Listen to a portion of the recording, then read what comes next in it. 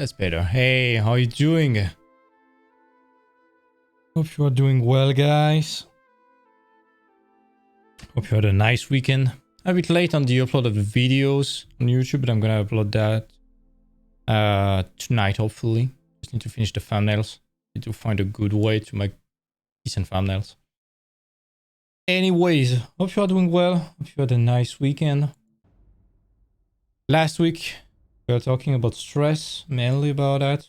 There's also a bit of my backstory as an artist. I just have way too much subjects to talk about. So I'm a bit choosing the ones I want to talk about first. And I think this one is a bit important. It's about student loans. I know that most of the people watching the channel are art students or aspiring artists, or even people in reconversions. So a lot of you have student loans, and this video will be mainly if you are a bit on the younger side of the spectrum, like age of a student, basically. If you are a bit older, this might seem like common sense because you are already facing the aftermath of having to pay your student loans. But if you are just brand new, just starting school and stuff like that, this might be something new for you that you might have not realized yet. Not totally realized its entirety, what it implies, what it would mean for your future and stuff like that. I'm trying to play a nice music today, but this is going to be a bit of a bleak stream. It's going to be a bit gloomy. We are doing a lot of math today. I'm going to share my screen. And the problem is that conclusions we'd have with those math would be a bit scary. I'm sorry in advance. But this is very important to realize that as soon as possible, because worst case scenario, it makes you avoid some very bad decisions. And if you are smart, which I'm expecting everyone watching this channel is, in the fact that it's kind of harsh sometimes. If you have the resilience to go through that, you can use that as fuel for your motivation too. So, student loans. Art school in general, they are freaking expensive. Doesn't mean it's bad. It's supposed to be an investment, but it's still costing a lot of money at the beginning. I'm gonna pick the numbers in France. You can adjust that for your country if you're living in the US, in the UK, in Germany, in Asia, whatever you live. But generally in France, it ranges from 25 to 70k euros for the full scholarship. So between 3 and 5 years in general, sometimes 6. The average is generally 4.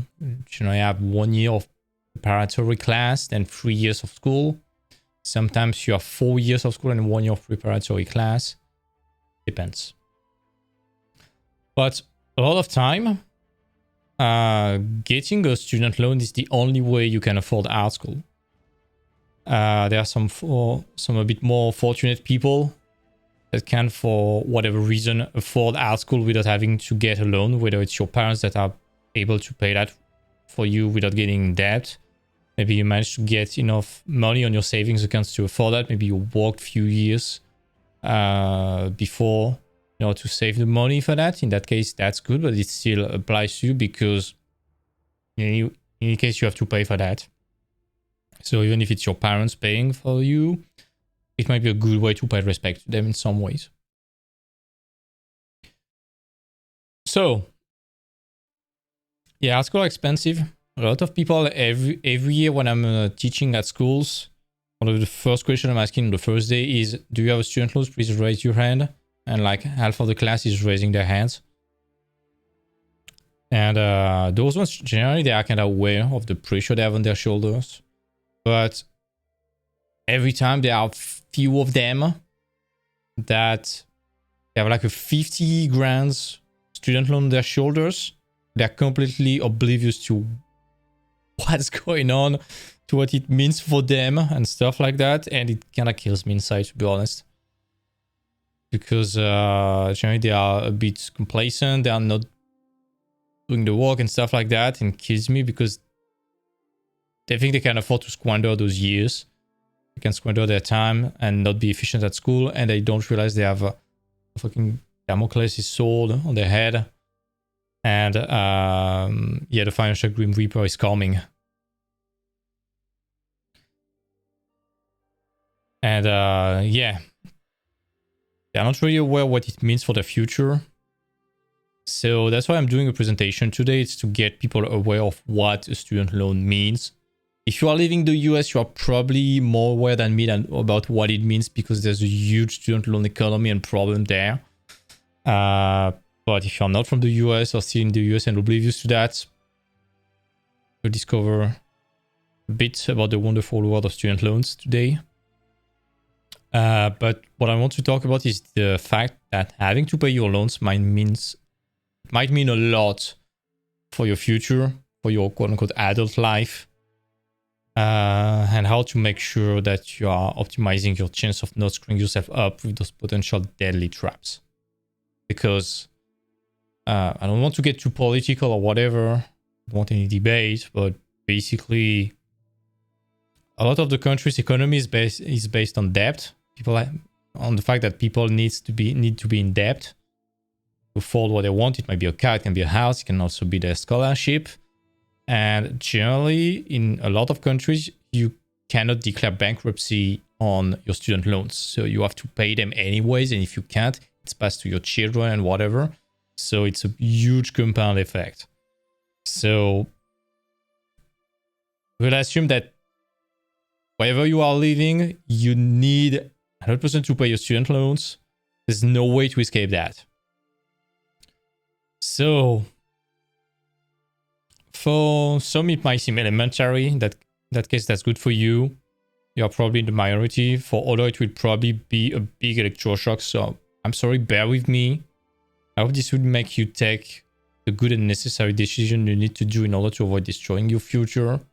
Don't want to be gloomy or apocalyptic, but I've seen so many people, including my ex-classmate, getting trapped by that shit and having some miserable life now because of their student loans. I was kind of fortunate enough to have only 12k of student loans on my shoulders. I mean 13k, but it was 12k plus a 1k loan that was pretty much for free. It was fine. And my parents helped me. But some of my classmates, they have like 40k loans on their shoulders. And they are still paying it right now. And yeah, it's horrible for them. You can barely make ends meet at the end of the month. I'm not doing that presentation for the sake of scaring young students or mocking them. For most of us, we went through that. I'm doing that presentation to illustrate the fact that debt, and more specifically student debt, can be a kiss of death for you, and a trap, and might steal your years and years and years of your life, some of your dreams, your future, and your motivation to become great artists and put it in the universe if you handle that kind of poorly. So if the average person was aware of what I will talk about, well, either you will not accept to contract a student loan, and in that case, banks and schools are losing money, the money they want from you, or else you will be very smart about it, and again, banks will lose some money from you. Same with schools. Remember that most schools are private schools, so it's still a business after all.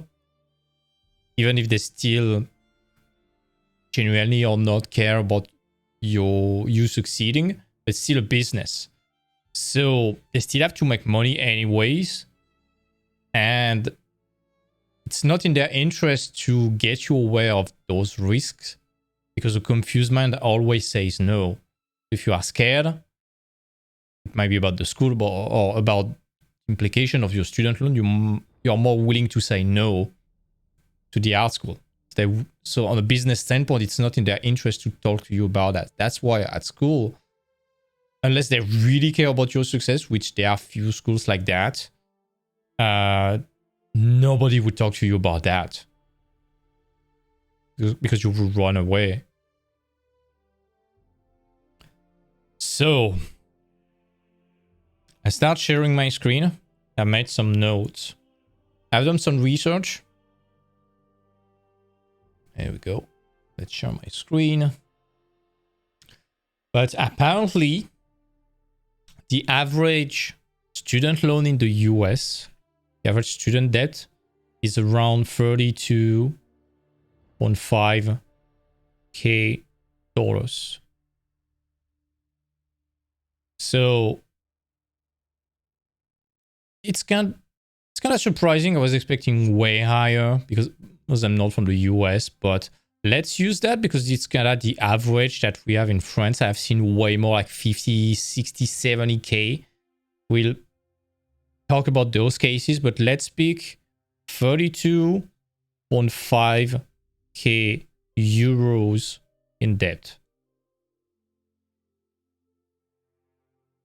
This includes your interest and basically your entire scholarship. So generally it might cover like 3 to 4 years. It's like 4 years barely above 8K, which is kind of average in France. It can be 3 years at 11K too, which is possible too. It can be 5 years at 6.2K, something like that. 6.4K, which can also happen in some cheap schools. But for 4 years at around 8K, makes sense. If it's cheaper where you live, good for you. If it's more expensive, well, buckle up your seat. It's going to be tough. Sorry for you. It's not impossible, but it just needs you to be smart. So generally, when you have to pay that back, it's across 12 years. And it's monthly. So it's 144 payments.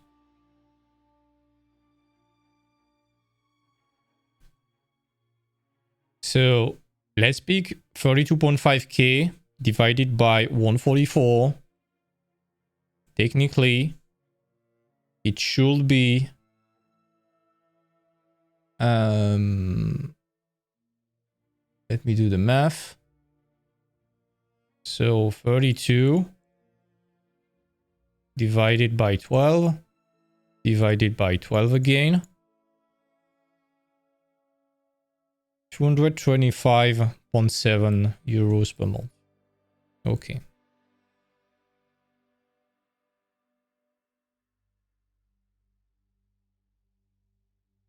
Per month.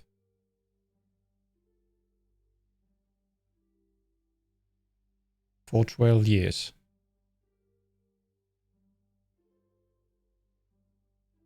Okay. This is good. And no, this is not good, but you get what I mean.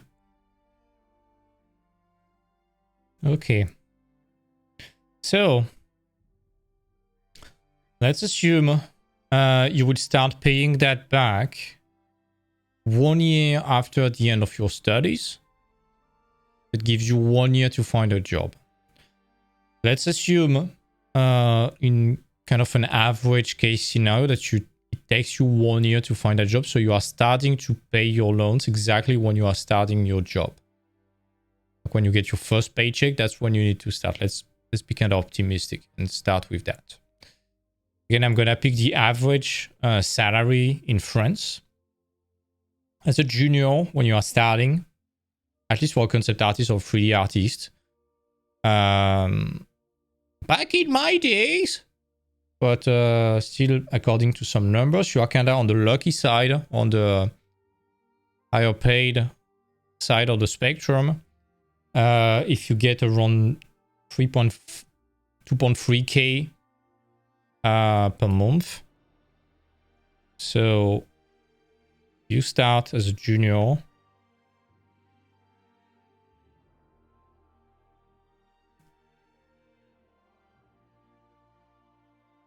€3,300 per month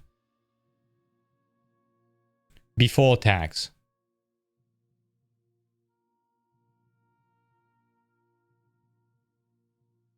So after taxes, it should be around 1750 month net profit.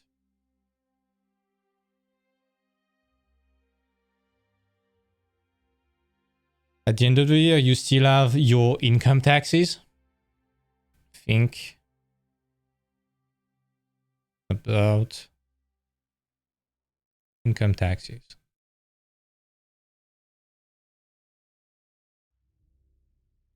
It's around 10%. So remember about that. Around 10% of your salary. Now, you get your first job. You have to move in a new city. Let's say it's Lyon or Paris or Annecy or whatever it might be. London.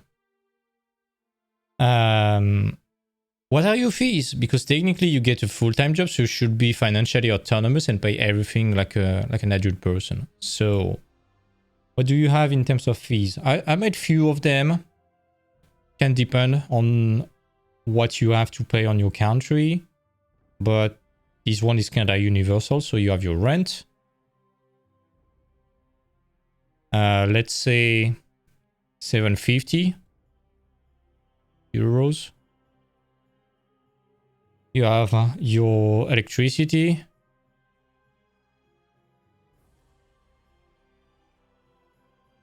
And or gas. Let's say 80 bucks.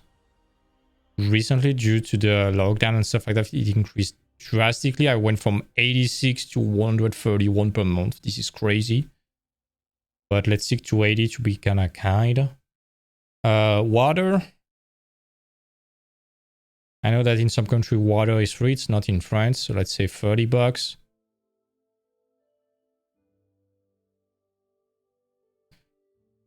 Okay. Phone bills. Let's say 30 bucks again. Might be more expensive in the US and Canada. Same with internet. 30 bucks again. For an average fiber optics connection. Food. Let's say you watch my previous video, you know that eating healthy is kind of important. So let's say 250 per month. It's like 70 bucks per week, a bit less. So yeah, kind of okay. Kind of allows you to get some decent food. Not eating ramens and noodle. This way you avoid keeping your bad student habits. Let's say your bank account. In France, it's kind of cheap. So let's say 10 bucks. Can I expand that? Let's fill it with black. Oh, fuck. Okay, this is fine. There we go. Okay, anyways. It's your bank. Transportation.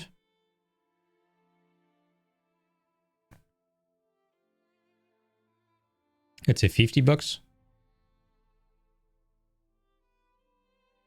Sometimes the company takes that at least half of that into consideration.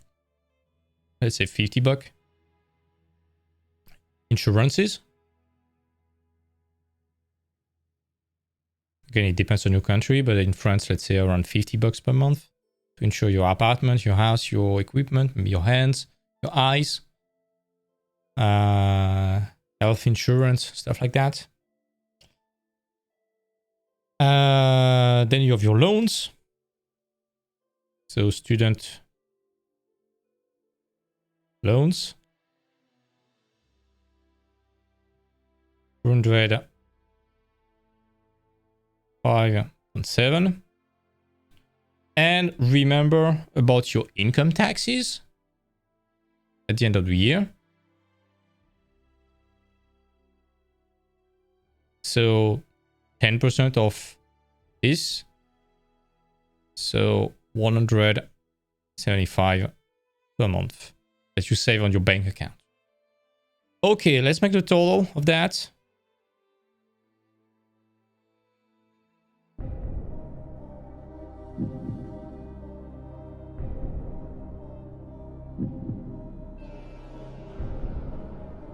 So 750 plus 80 plus 30 plus 30 plus 30 plus 250 plus 10 plus 50 plus 50 plus 225.7 plus 175. Woo!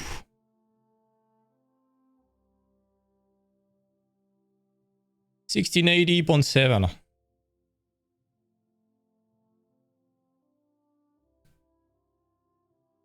every month.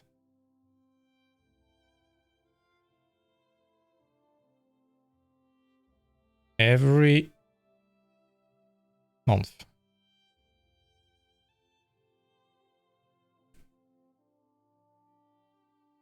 I'm gonna use some color codes. Give me a sec. I'm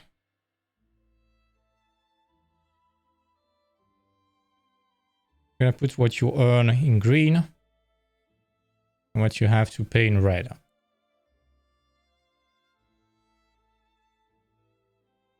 There we go. So at the end of the month, if you are on the higher end of the spectrum, at least in France, you have a total of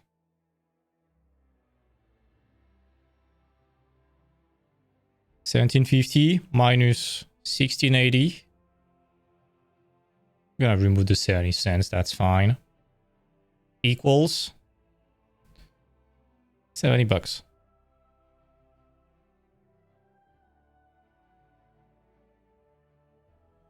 That's what you have on your bank account at the end of every month. Wow.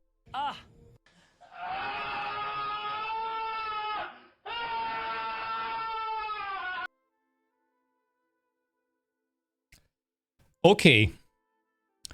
And this is for the absolute bare minimum. I'm not including any extra beer with your buddies, coffees with your friends, taking the train once per month to visit your parents, car insurance if you have a car, gas for your car, food for your cat, credit card fees, hello American bodies, date nights with your girl or your boyfriend, road tolls, Netflix and Disney Plus accounts, Amazon Prime Treat subscription, Adobe license and such if you're in a country with the credit card system or stuff like that. This is like the absolute bare minimum. If you're a junior on the higher end of the spectrum, 5 years of study, and you start with $70. If you include Carlos, you can remove an additional 250 euros. So you are at minus 180 per month. I'm also not including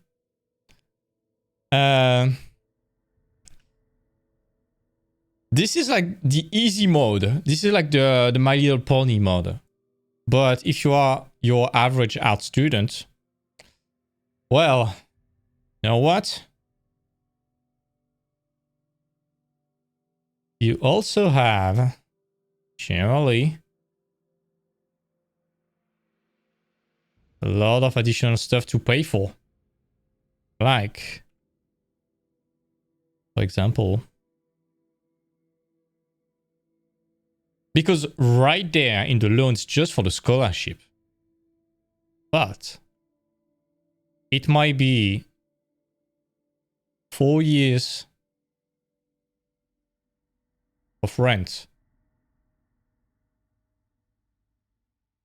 in a city. While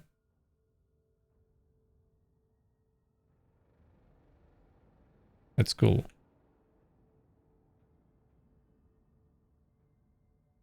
So let's say $600. Let's be nice. Let's say $500. This thing is impossible in Paris, by the way. I think that the people from Paris in the chat will confirm that this is almost impossible, even if you have few roommates. This is almost impossible. For 4 years, times 12 times 4 equals 24k.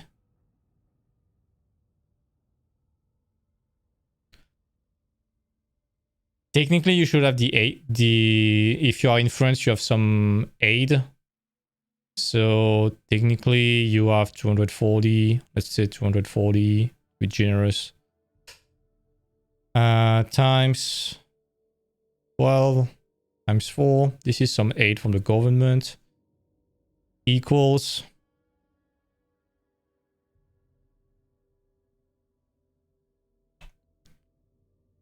1150.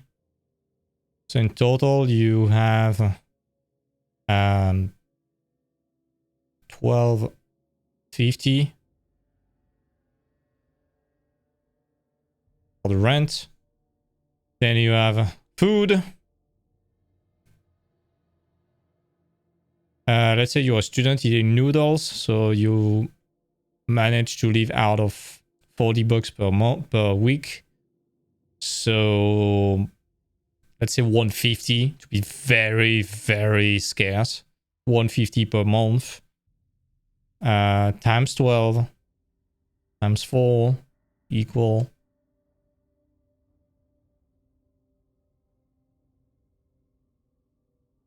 10.2.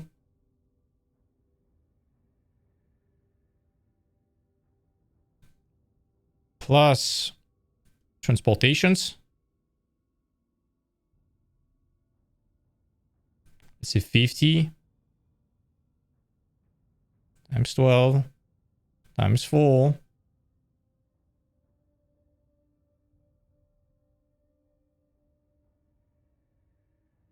on 4 Gs. Let's say you also need to buy a computer for art school. So computer, let's say 58x 54 gigs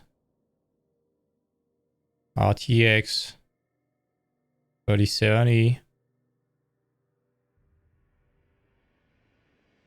because you are studying 3D or you want a decent computer plus SSD plus stuff like that, plus screens,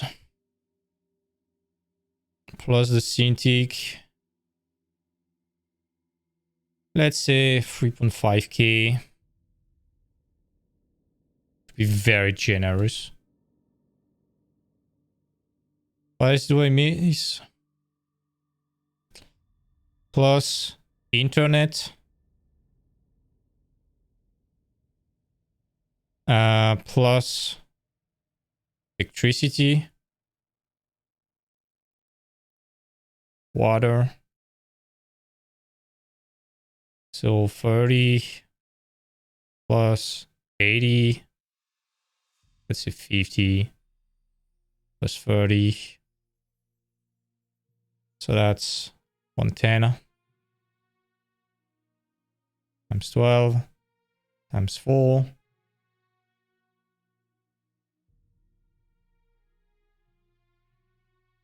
5.2, let's say 5.3. Woo!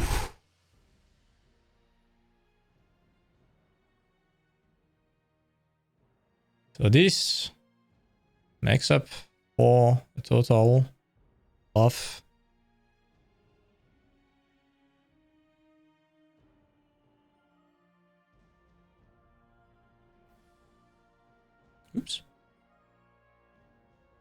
this makes up for a total of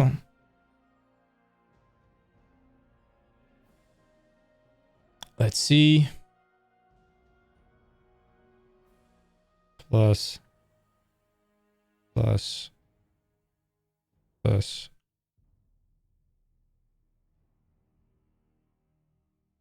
31 G's.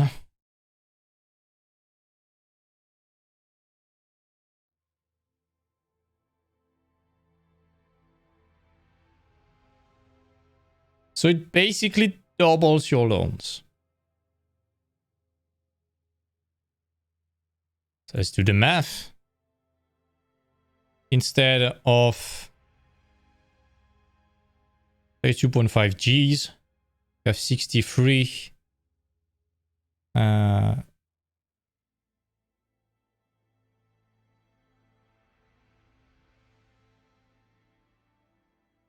Divided by 144 equals. Be ready, this is gonna hurt.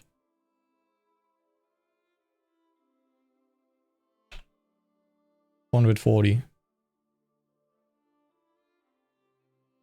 per month for 12 years. Information. This can be the price you can pay every month to get a house. At least in France. A small house. A small apartment. If you make a loan to the bank to buy a house. And 15 years later, it's yours. Maybe 25 years. But let's get back to our numbers. So basically,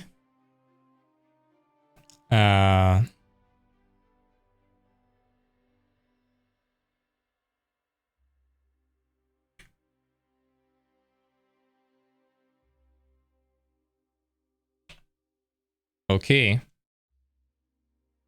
1895, so let's say 19. Let's say 1895 just to be nice. So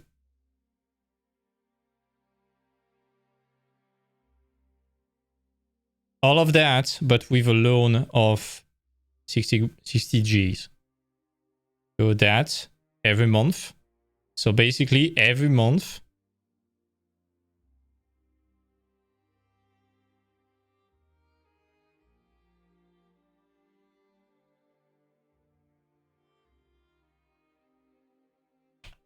At minus 145.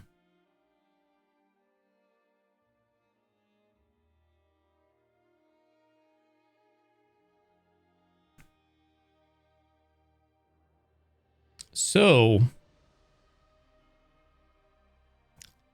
this is kind of gloomy. I know. First of all, generally when you see those math, which are kind of simple, but very few people, it's not to be mean to people, but generally very few people are doing those kind of math in advance. But no school will tell you to do this because you would be freaked out. And no bank will tell you to do this because you will be freaked out too, and you won't contract those loans and they won't make money. So let's be even more gloomy just for a second. Let's say you have $50 at the end of your month. Let's say you hold on your dear life to this. You better not have any accidents. Like let's say your dog eat a box of chocolate. You need to pay for the vet to rinse his stomach.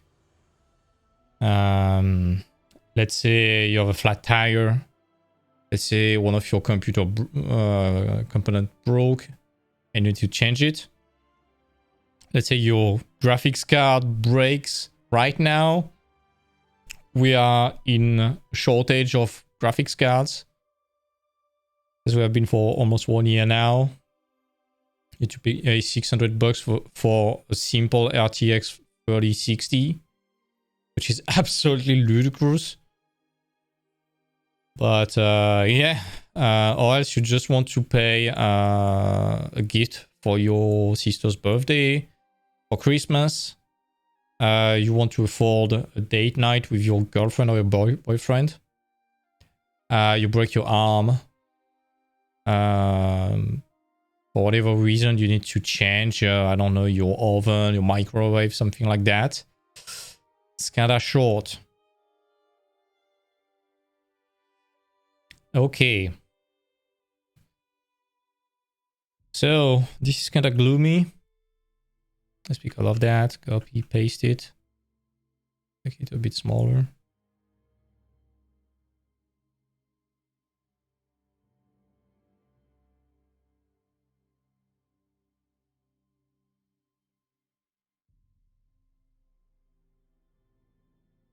So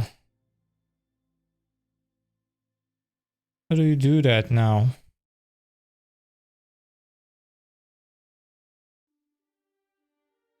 Basically, you have few options.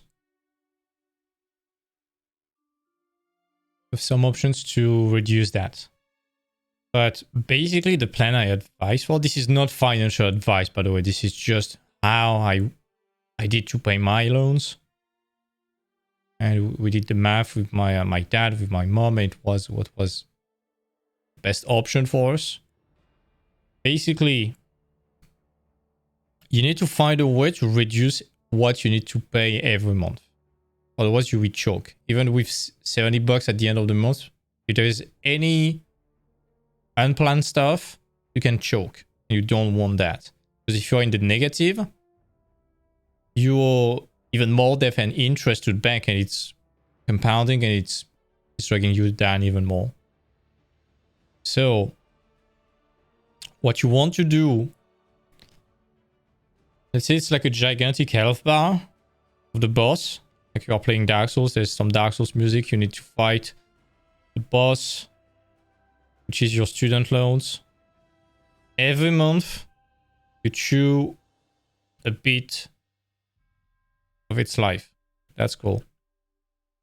What you want to do is, you see when you are fighting a boss in Dark Souls and you can open up, like the boss is charging towards you, you can manage to get a parry. That's exactly what you want to do. You manage to get a parry, you get 300 points of damage for free right at the beginning of the fight. That's exactly what you want to do. Because it will be a bit easier for you. You might stagger the boss. So it will be able to stagger the death that is coming at you every time. This is a shitty metaphor, but I like it. So basically what you want to do...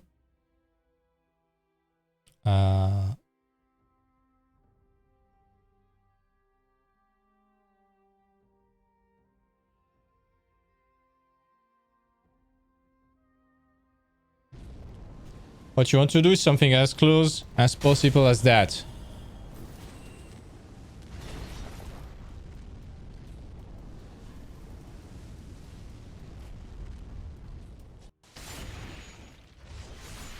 Don't do this.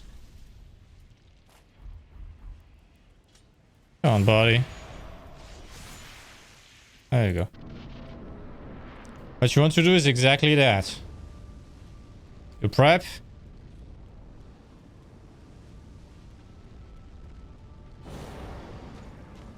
This is your student loans.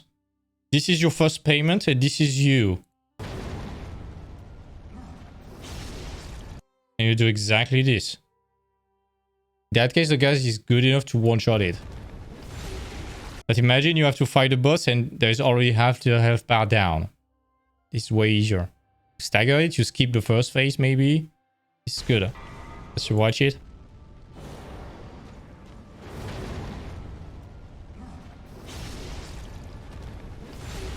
There we go. And now you're alive. That's all, folks. So just kidding. So basically every time you pay every month, you're not getting ahead of the payment. So there's no way to reduce that. What you want to do, let's say at some point you need to be there in the payment. You want basically to be already there. To have all of that as bonus. And this way this reduces what you need to owe every month. So how do you do that? Let's do the math. Let's get back to 30 grand. This will be a bit more significant than the 60 Gs. If you are at 50 Gs or above, good luck to you. But the same principle applies. You just need to do that even more. So, your 5 years before paying.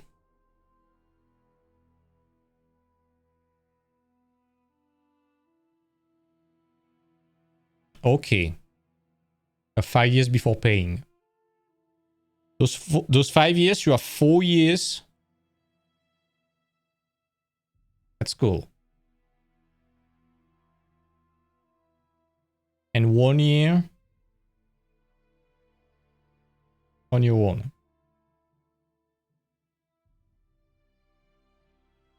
Plus looking for a job.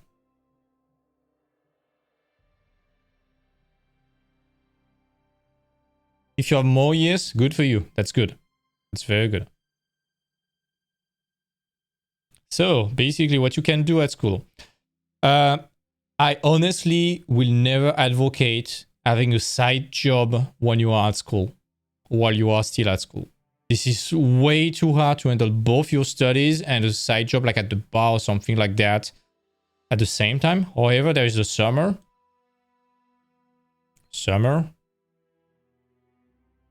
Let's say you have 3 months. You take 1 month to recover.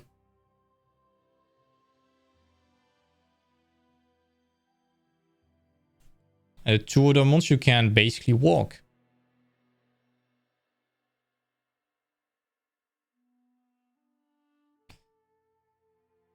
Let's say you manage to get like around the minimal wage. So let's say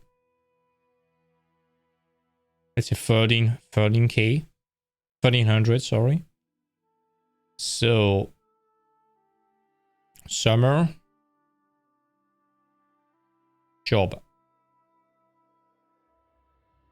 1300. You won't be taxed, at least in France, on that. So 1300. There will be, you won't be taxed for the income taxes, but let's say you would be taxed a bit. So let's say at the end you manage to save let's say you manage to save 11k, 1100 after tax. Okay. So every summer you do that for 2 months. So that's 2.2k every summer. And do that for 4 years. That's 8.8k euros every after 4 years. So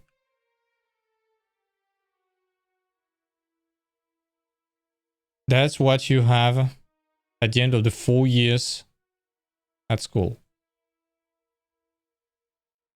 That's basically free money and you worked for it. But you save it very preciously. We won't count the interest at the bank because this is a joke. At least in France, it's like not even 1%. So this is a fucking joke, not even covering inflations. So this is a joke.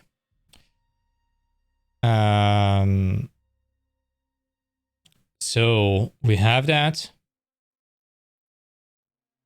I mean, 1% on that is almost $100.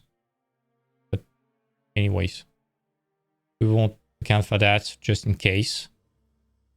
So you have that for your summer job during your 4 years. That's pretty much the best you can do.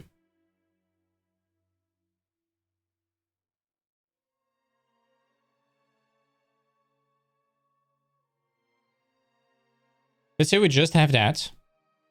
32.5k minus equals 34.50.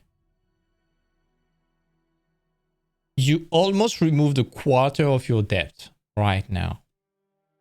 So this every month now will be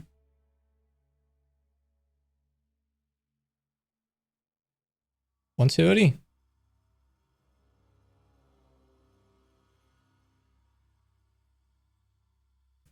So if we pick that, instead of being at 70, now we basically are around let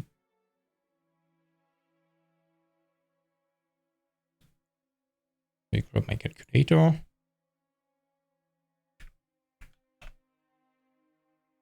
So at 125 every month.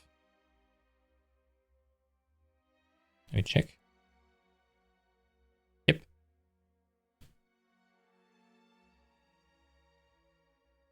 At the end of month. This is already way better than $70. Yo, Tarsila. How are you doing? This is scary presentation today. We're talking about money and student loans. This is going to be scary. Hope you're doing well. Thanks for the photos, by the way. So that's what you can do during your 4 years at school. Kinda cool. And again, I'm assuming that you can cover your expenses at school.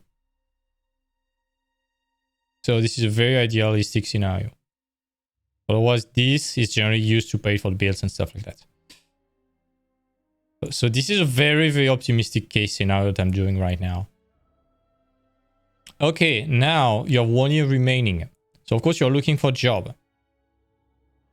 But technically doing a portfolio, if you are smart, let's say you are in a bad school, you need to redo your portfolio from scratch. So 1 year.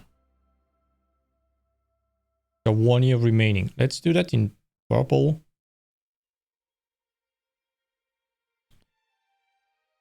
It's impossible to read. Let's do that in blue. So you have 1 year remaining. Let's say you got scammed by the school. Please, if you can avoid taking a loan, don't take it.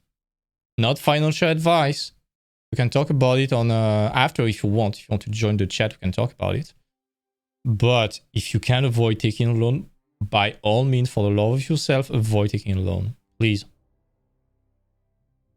Because we basically did the math. Basically, I'm giving you a TLDR of what's going on in the chat. I was taking the average student loan in the US, which is around 32.5k, which is very surprising. I was expecting it to be way higher, like in the 6 figures, but anyways. So let's take 32.5k euros as a starter for student loans, which is kind of average. I know that in your school in Paris, it might be a bit higher, but this is kind of average in France, let's say. This is just for the scholarship, and we are assuming that we can pay for everything else, like the rent, the bills, and stuff like that. It's covered by your parents or whatever. So you just have to focus on that. Yeah, there's no way it's under 6 figure in US. Like, let me check. This is going to be horrible. American average net worth.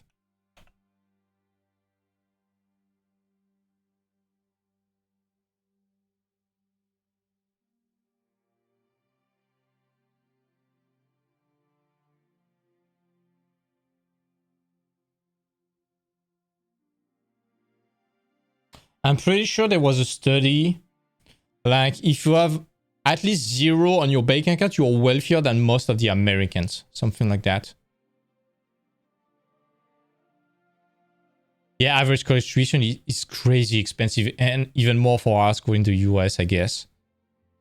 But yeah, there was some studies, I need to find them, but it was like some people living in Africa, they are technically on a bank standpoint wealthier than most of the US people because at least they have no debt, which is absolutely crazy. You have zero on your bank account, but you are not in the negative. You're already wealthier than most of the American people. But anyways, I'm not here to shit on American people, but it was like, okay, you have 32.5k of loans to pay. You will start paying it 1 year after your studies. So basically, and you can pay them every month on across 12 years. So basically, it's 144 payments. So basically, owe 225.7 euros per month, including the interest and stuff like that. Assuming the loans, the 32.5k includes the interest. So let's say you are a junior, you start an average job, which is the salary I started with at Ubisoft. And I realized it was kind of generous, to be honest. It was 3,300 per month before taxes. After taxes, it was 1,750. You need to think about the income tax at the end of the year, which is around 10%. And these were kind of my expenses. So rent, electricity, water, phone, internet, food, bank, fees, transport, insurance, student loans, and income taxes that I was saving. It was costing me this at the end of every month. So at the end, I had this. Fortunately, my student loans were different, so I could basically save that. And my income tax, I saved it too because I only worked 6 months at Ubisoft because I was kind of smart. Not smart, but my dad was smart and told me the good stuff to do. Basically, I worked 6 months and then I got the unemployed fee aid. I basically got unemployed for 6 months after. I went back to my mom and I was able to save everything basically. And I didn't get taxed at the end of the year. So I'm going to talk about that a bit later. So, but basically, if you are the average person, you already need to pay for that. That's what remains at the end of the month on your bank account. As you are working full-time in a company, by the way, with a very generous salary and with only 32k in debt. So imagine people with like 60, 70k. If you are, then we were imagining that you need to do a loan to pay for everything. So your rent, your food, transportation, your computer, internet, electricity, water, bare minimum, that's like an additional 30k. In that case, you owe around, with a 63.5k student loans, you owe 440 per month. So basically, you're at minus 145 at the end of every month. So it compounds over time, which is horrible. As you are working full time. What I was saying that in order to pay for student loans, I'm going to replay that video. Basically, it's like fighting a boss in Dark Souls. So you see there's that health bar. You know, when you are fighting a boss in Dark Souls, every hit you do, it's a small bit of his life. And this is like every monthly payment. And what you want to do is at some point deliver a big hit. You're supposed to be there, but you are already there in the life. So you are already skipping one phase of the boss. And thus you are reducing the loans that you have to pay every month. And we're going to see how. We're imagining that during the 4 year at school, you are doing a summer job. You're paid the minimum average wage. It's going to increase in France, but it's a fucking joke, to be honest, because it's not even covering for the inflation. So this is a joke. So on a financial standpoint, it doesn't change anything that you have more because inflation, basically. But as it's a loan at the bank, technically it's not subject to inflation, so it's kind of good for you in that case. So take advantage of that while you can. So basically, you manage to save that every month when you're working as a summer job. You do that for 2 months because the third month of summer is to rest. So basically, you manage to save that at the end of the 4 years of schools. So technically, if you only have that, this is what you have to pay now. Basically, those 8.8k, you pay them straight away when you need to start paying. And instead of reducing the duration of payment of your loan, you reduce the price that you have to pay every month. And now you only have to pay 170 per month instead of 225. This way, based on the previous salary and the previous math that we did, instead of having 70 bucks at the end of the month on your bank account, now you have 125, which is already basically 40% more, which is way better. You can afford having a few beers with your buddies. You can afford paying your 40 bucks of food for this big monster eating so much. You can afford visiting your parents, and you can even afford having a few accidents sometimes, like a flat tire or something like that. And by the way, for those accounting, it was not accounting for, like in the US, the credit card debt, car insurance, gas for the car, drink with the buddies. It was just the bare minimum. This is kind of gloomy. Okay, now you have 1 year. Let's say you got robbed because you went in a fucking shitty school in Lyon. I won't call the name off. But let's say you went to that shitty school. You realize that your portfolio is fucking garbage, that you need to redo it from scratch. It will take you 3 months. Okay, 3 months. Full time. Portfolio. Okay. You still have 9 months. Oh, and by the way, before you study, maybe you also have worked 1 year. 1 year before. During the summer. So maybe you are smart and you can save even more money. But for the sake of convenience, we'll stick to that. Okay, you still have 9 months. When you are doing your portfolio, quote unquote, full time, which we are never doing full time. Let's be honest, we are also hanging out with buddies, going outside, so we still have time. We can apply for a side job. Or maybe for a full-time job, because we have done our portfolio full-time. It's done. This is the one we will apply with, so there's no need to draw. So we can afford working full-time. We have 2 cases now. If you work half-time and you are doing your portfolio in the meantime, if you are working full-time for 9 months. So working full-time for 9 months. Again, let's stick to that. So that's 99900. So basically now those 2450s minus 9900 equal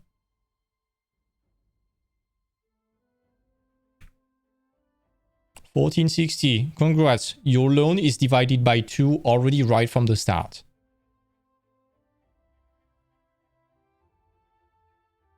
Is that correct? Yep. Nice. So basically, per month, this is going to be really cool. Divided by 144. 101 euro.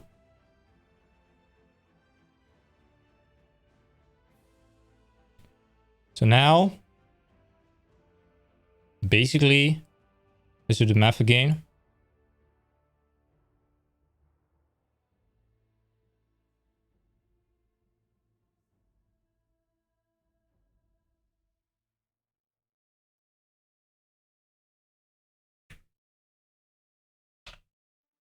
You have almost 200 euros at the end of the month, which is starting to become kind of comfortable.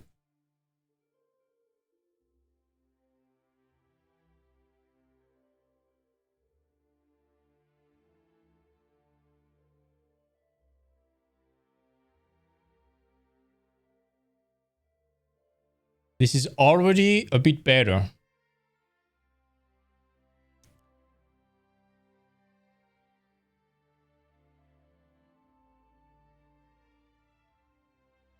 So this is how you avoid ending up your month with 70 bucks.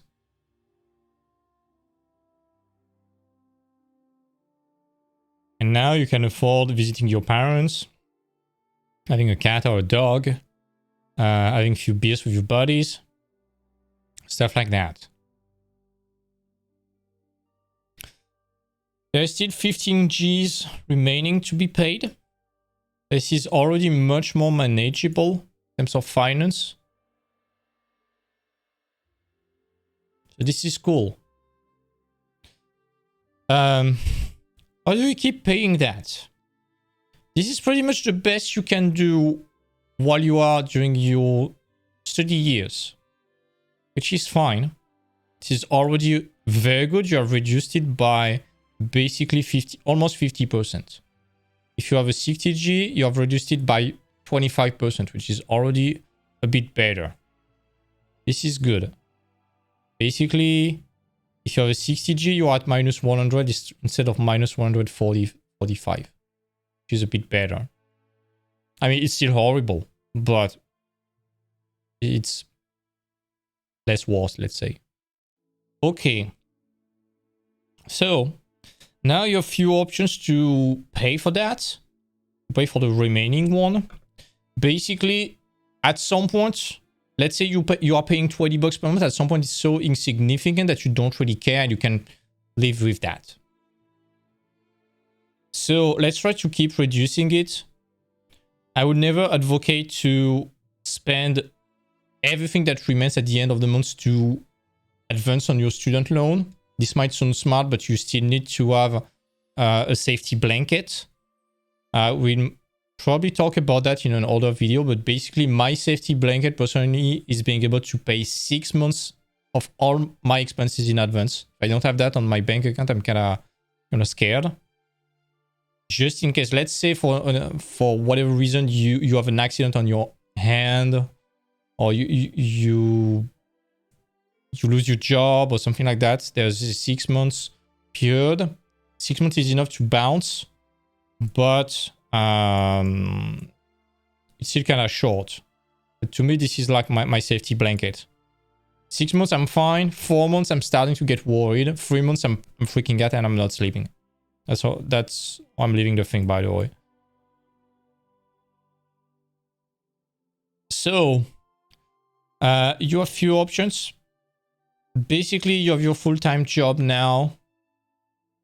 Technically, you want to learn as much as you can in the company. You want to prove that you are motivated. So maybe doing a bit of extra hours might be killing two birds with one stone. You get more money and you are proving that you are motivating and willing to do the work. So maybe you are doing a few extra hours. Let's say 4 extra hours.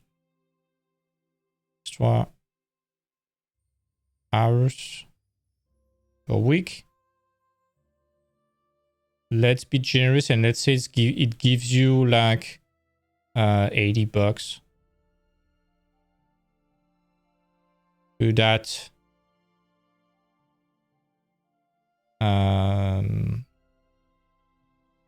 Do that during the month. Let's say it's a total of let's say 15 hours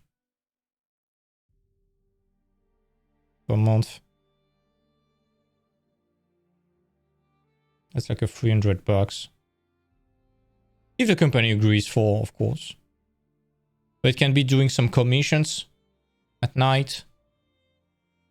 It can be doing some side gig, stuff like that. Don't do another job when you are in the industry. It's already stressful enough. If you can manage to do a few commissions on like D&D art, stuff like that, it might be good. You have $300. So let's say across 1 year. Let's say you do that for 1 year. It's $360. Of course, remember about your income taxes. So you need to remove minus $360. So it's 3240 plus what you are paying. So let's say you afford to use that to pay for the student loans. So you pay this plus this every month. So let's say $1,200 at the end of the year.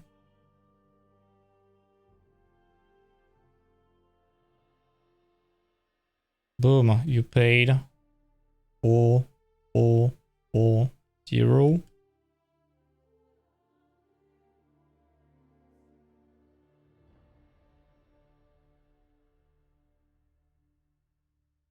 Basically, you keep reducing your price. So you basically remove again almost 30%.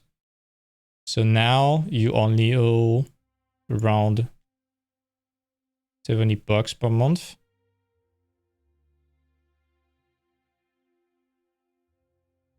So now you have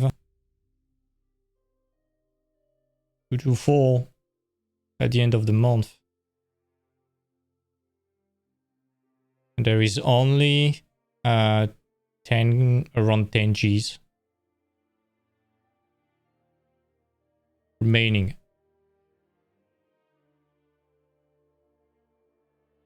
$70 starting to become much more manageable.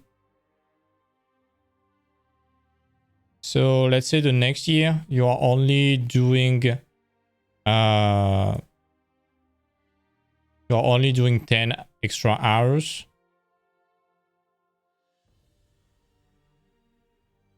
A month. That's 200.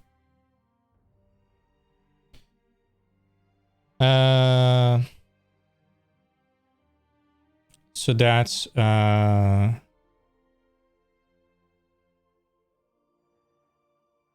the end of the year. So that's 2160 plus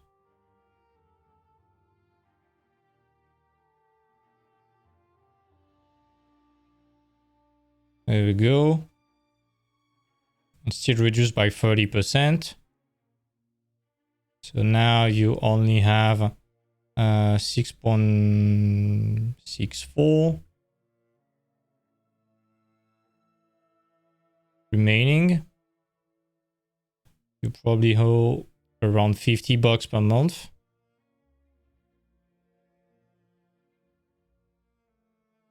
Something like that. Maybe 55.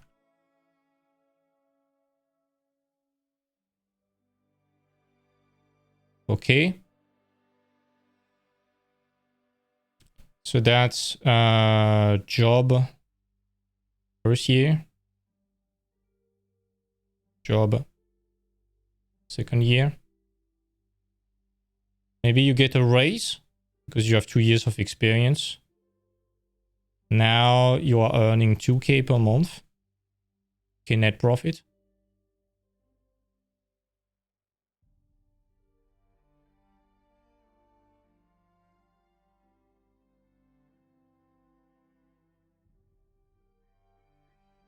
There we go. 2K per month after 2 years of experience is a very conservative price, by the way. Was that? I mean, after 1 year of experience, I was at 3.2 personally. No, 3.2 before taxes, so I was at 2.6 after taxes. So, job plus 3. Net salary.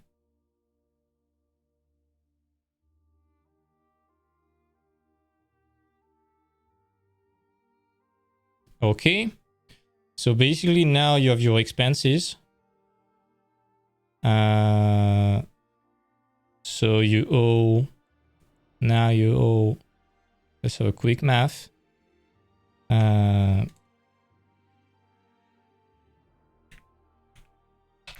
Okay. Plus 250. This is your pay increase. Oops. Okay, so this is what you owe plus your student loans, which are 55. Okay. So now basically you have almost $500 in the bank account at the end of the month. This is good. This is good.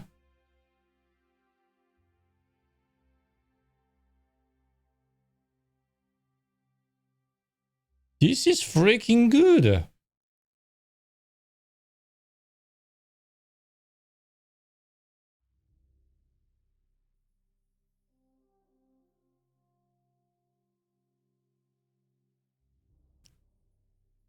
Without having even to do any extra hours or stuff like that.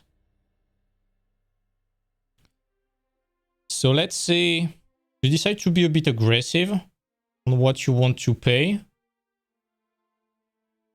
You are kind of okay with that already. You want to be okay. You want to be at 300 end of the month.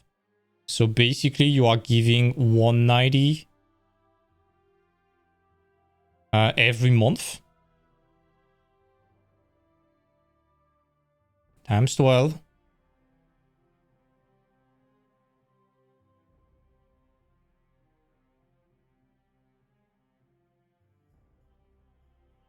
Plus your 55. So, okay. 55.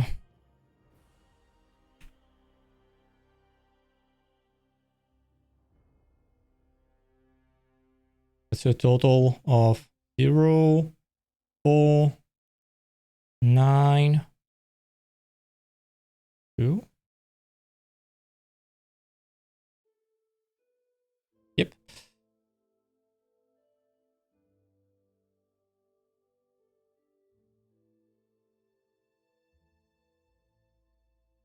You can do that. That's already good. Let's say you are like, fuck that student loan. I want to get rid of that shit. So keep working 10 hours per month.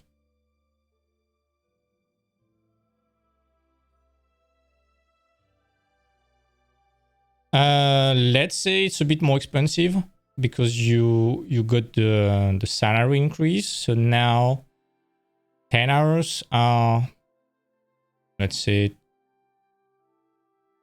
this. That's a bit generous. Let's say this.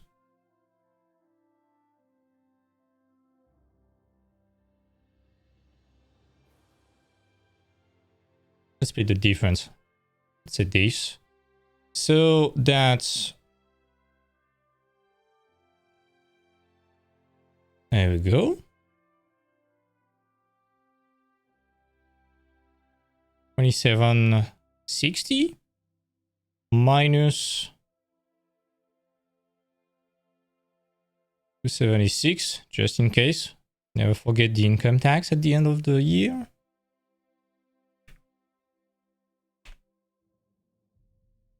Let's round that up to 2.5k.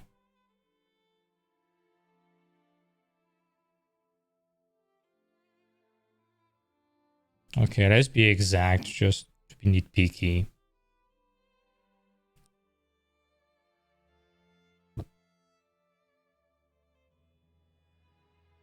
There we go. Is that correct? There we go. Plus 280 plus. Boom. 5k.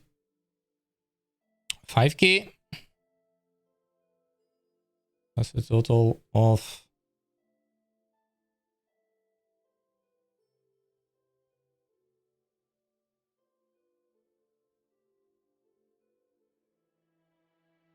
boom.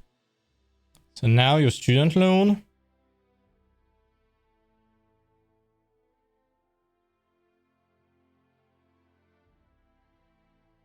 equals 12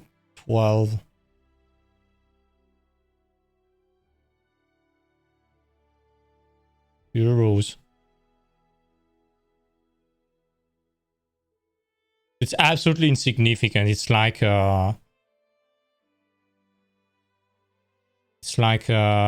probably 14 bucks per month.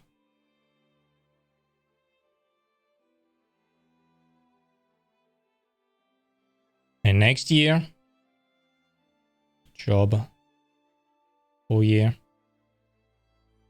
Basically, you pay for that in 6 months.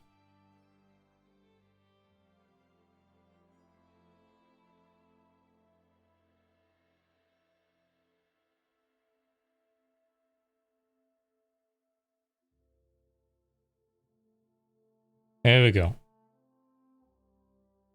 Congrats. You are now a professional debt free.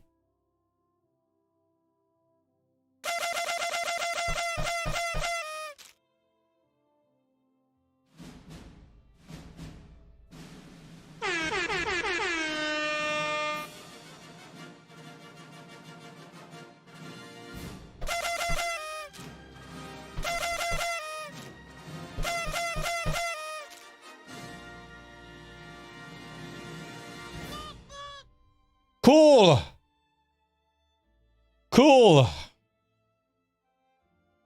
Let's do some math about your age now. You start art school, you are 20. So art school, technically, you start at 20. At the end of the 4 years, you are 24.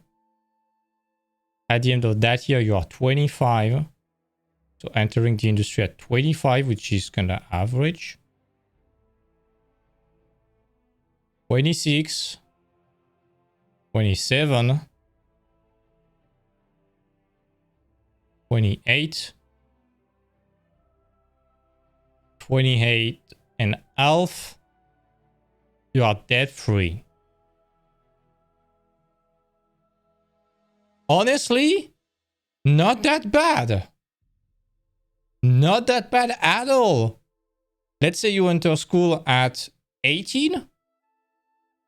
26.5, you are debt free.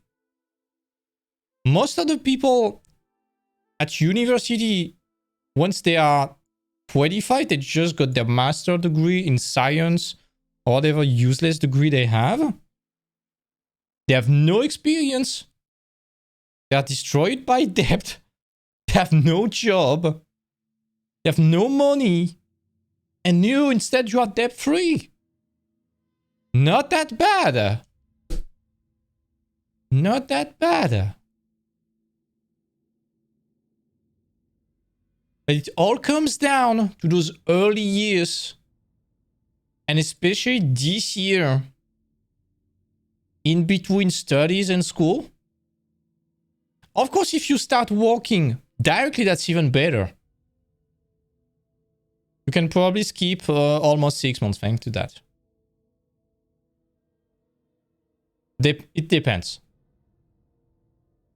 But what is very good with that, with this year in between, is that you can save the money technically. If for whatever reason you still need to pay for your bills, get back at your parents' home at that moment. You suck it up for 1 year. It will suck. It will be horrible to get back at dad and mom's home, but you will be able to save all the money.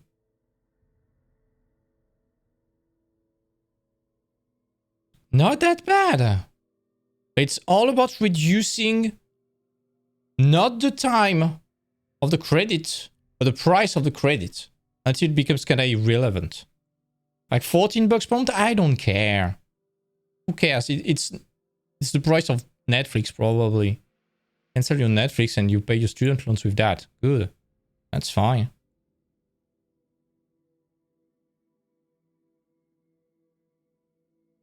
But if you are a student and watching that right now, you really need to think about that straight away.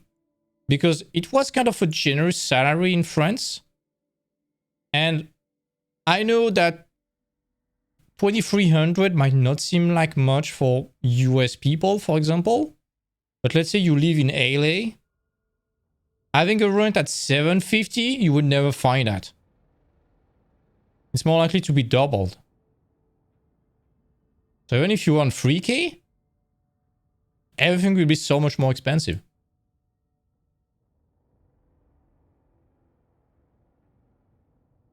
So of course, do the math for yourself. But I will give you how I did that for myself, because I was in kind of a weird case. So what was my case? With my parents, we did 2 loans. One was 12,000 euros plus interest. But let's assume it was 12,400 including interest, plus a 1,000 with no interest. It was a total of 13,400 euros.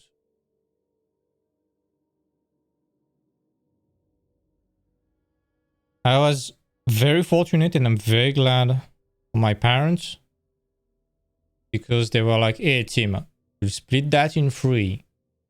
So we will only have to pay a third of that.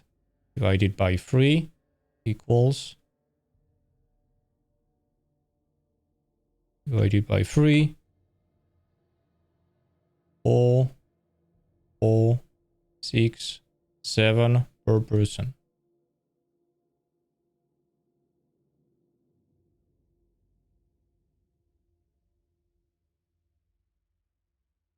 Basically, there was some savings and it was possible to get the 3 years at school like that. And I went to concept art and my parents were like, oh shit, we need to afford an additional year. We'll figure out how to do that, but it should be possible. Problem. It was 1 year after my dad lost his job. Senior engineer, network engineer in a company, working at doing some security stuff. Lost his job. Thanks to the as one of the aftermath of the 2008 crisis. It was later. It was in 2014 or 15. I don't remember exactly. But dad lost his job. It was becoming very, very hard for him to pay, even to pay the bills of my apartment in Lyon with my mom and stuff like that. They got pretty pissed at each other. It was kind of tough. But basically, I had that.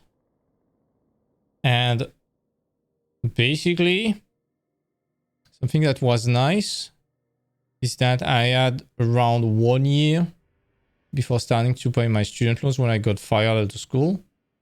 And when I got my job at Ubisoft, it was in March 2016. 2017, sorry. Not 2017? Whatever, in March. In March, and student loan payment was in August next year. So something we did was that I was exactly in that case with only 70 bucks at the end of the month.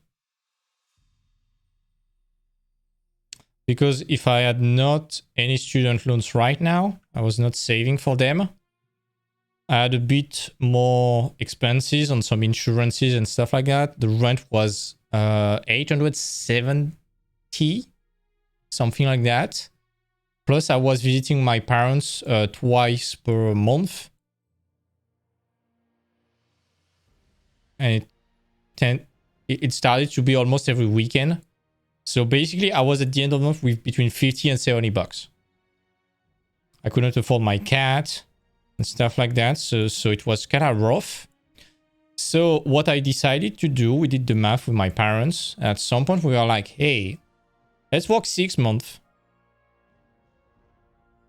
at Ubisoft.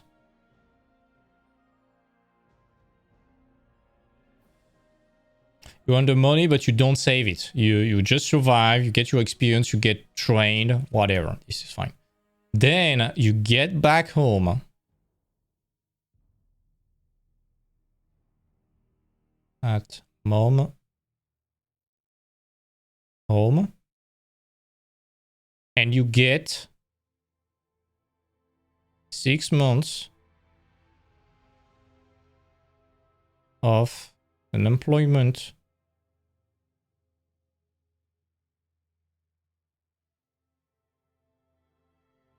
aid. this is something specific to France, but basically as soon as you work for at least 6 months, you earn 70% of what you had before. So 70% of 175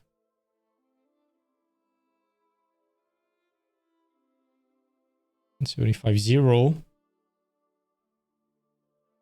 equals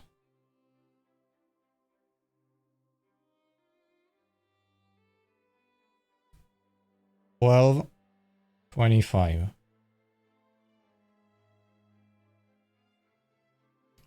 What was good is that we did the math with my dad, and my salary at Ubisoft plus my 6 months of unemployment equals 500 euros, just below the bracket where you start to become taxed.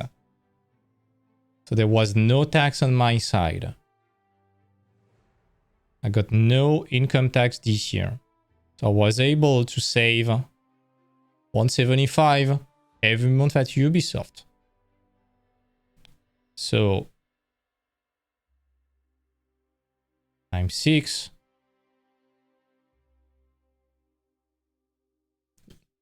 This was on the paper. Yeah, I was indeed able to save 175 every month times 6.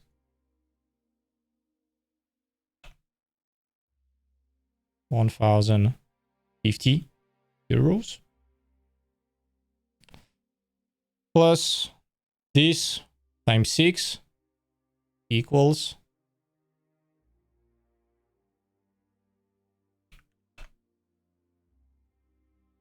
7,350.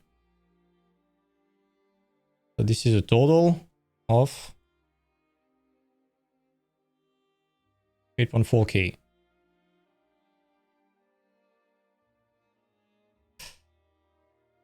At the time, I was mismanaging my money a bit, so I spent quite a lot, especially into D&D books. I decided to have the entire collection of 4th edition D&D books. Cost quite a lot. I got some new gear, I got my Cintiq and stuff like that. So basically, at the end, I was kind of able to have around 5.5k. I drastically improved my gear. Got my Cintiq, I got some books. I paid some training, I got Octane, I got some GPUs. But at least I had 5.5 Gs in my bank account.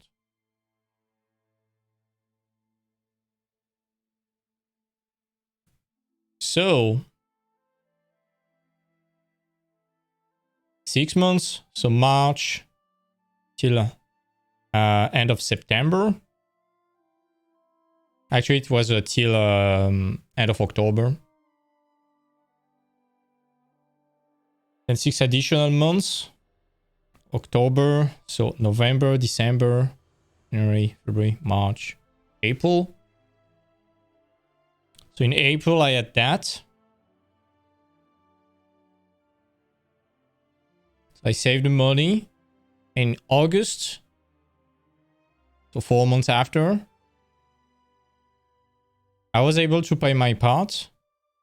My mom was able to pay my part, to pay her part. She pressured my dad a lot to pay his part because he was in a dire situation. I don't know how he managed, but he managed to pay for it. I was debt free.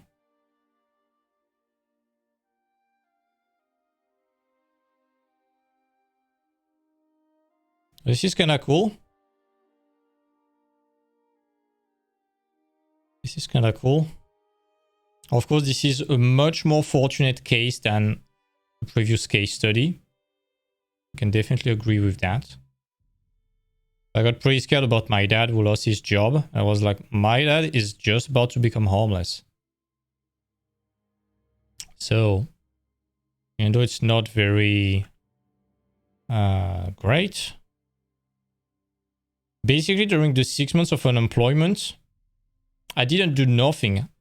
I just redo my portfolio from scratch.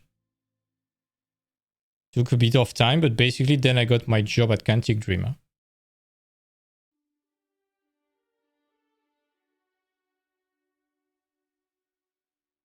Thanks to that.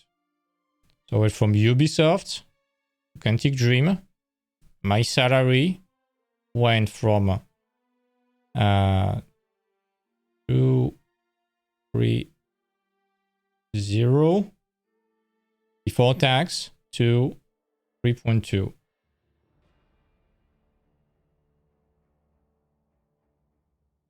Before taxes. It was around 2.4, 2.5k. Let's say 2.4. Net.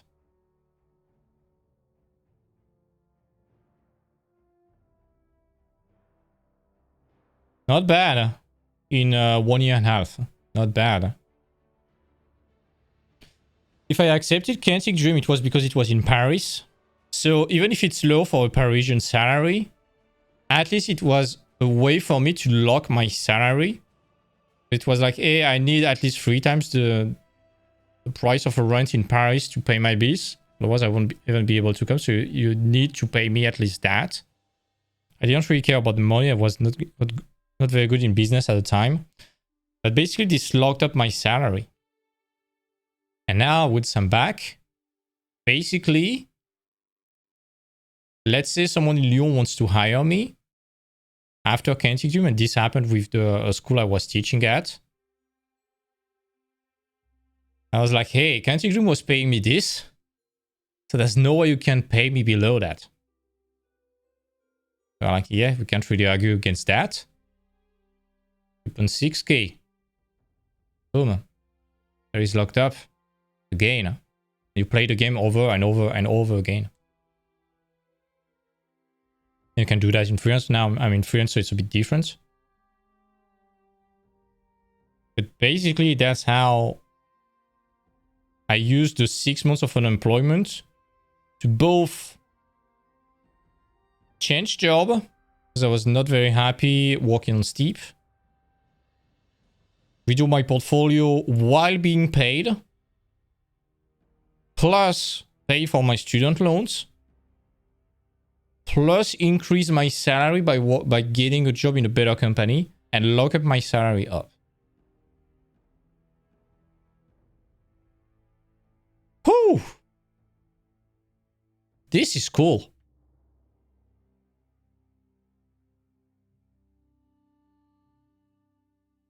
Basically, I want to end up on that. On the age thing. This is a bit on a side note. It might sound a bit weird as this channel is for artists. We're gonna talk for like 5 minutes about life in general. But imagine you don't do that. You don't do those years. You have to continue doing that for like 2 or 3 years. So basically you are debt free when you are 31. Maybe 32. Let's say 31. Debt free.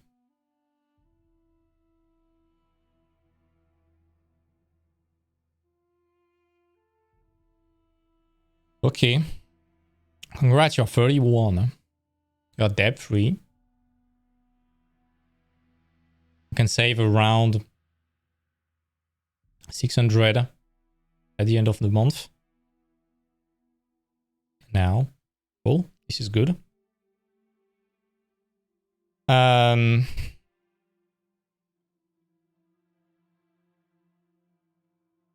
is kind of okay still. This is kind of okay. You can to get a loan for a house is kind of good. On 25 years, you end up paying it until 55 to 60. So that's kind of good. It's kind of okay for the banks. But let's say you don't do the extra hours. You don't decrease your student loan, and you are just like, okay, I'm gonna start paying my student loan. I'm not going to do extra hours. I'm just going to pay what's expected every month for 12 years. So instead of being debt-free at 25, you're debt-free at 35 to 37.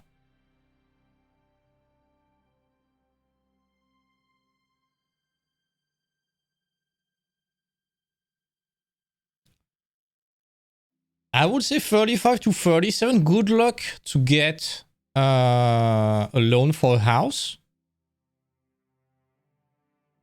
But also different stuff, because we are focusing so much on art right now. This is fine. But something we are not thinking about is that it depends on the person, of course. But if someone wants to get married, get kids, get a credit with your significant other for a house, for a car, for kids and stuff like that, you need to afford to be able to afford that. Even kids, you need to be able to afford that. And it's way easier to be able to afford all of that if you're debt-free at 28 or even before than it is at 31 and it is at 35 or 37. A different note on the kids side. If you want some kids, 38, good. 31, a bit harder. 35 to 37. It's not impossible, but it's a bit riskier. I won't dive into that debate. Of course, you can do your own research like that, but yeah, it's a bit harder, a bit riskier and stuff like that. So yeah, that's something we are not thinking about when we are students, of course, because we are young. We just want our job. This is normal.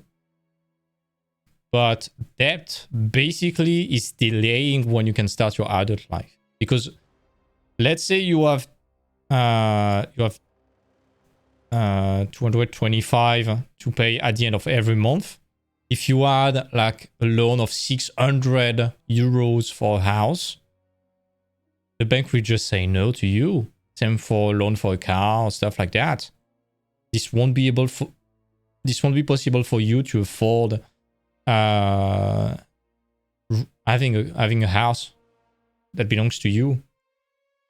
So basically, student loans are delaying when you can start your adult life. This is the TLDR of that presentation. So you need to do your maximum to minimize the impact of your student loans on your life in order to make sure that you pay for it as quick as possible. You start by decreasing the price of your loan. You keep the same duration. It doesn't change anything for now. And once the price becomes kind of irrelevant, you pay almost everything to finish it. That makes sense.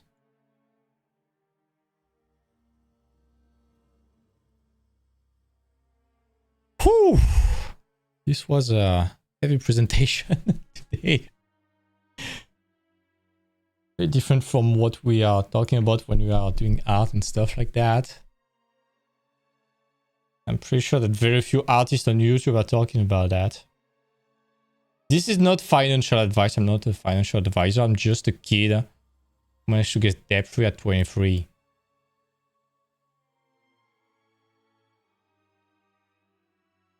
I'm now helping a lot of students to get debt-free. I'm having a lot of consultation about that, despite not being a financial advisor. It's simple. It's like, hey kid, get a summer job. That's the first thing that my dad told me. My mom was shocked when my dad was like, hey Tim, you should work during the summer. It's a bit better. And my mom was like, what the fuck? You're being so harsh with him. He shouldn't pay anything and stuff like that. I love both my parents.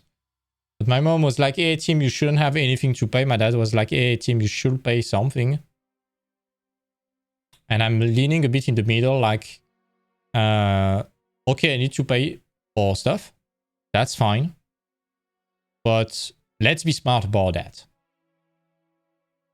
And I think my dad was trying to educate me this way in terms of finance. And the fact that he's lost his job was kind of the gotcha moment where basically it clicked. I was like, oh shit. Don't want my dad to be homeless. Because of me. At the time, my dad has a job. He was already predicting that, hey, what happened if I lose my job? My mom was like, hey, it won't happen. Because after it happened. So yeah. That's why you need to kind of expect the worst case scenario. And if you expect always the worst case scenario and you prep for that, you can only have good surprise. So it's kind of good. It's easier said than done. But at least on the financial side, with math, it's kind of possible. Of course, you never know if you have a big accident, like your computer burns, get hit by a truck, something like that. But aside from that, for the rest, you can kind of manage your money this way.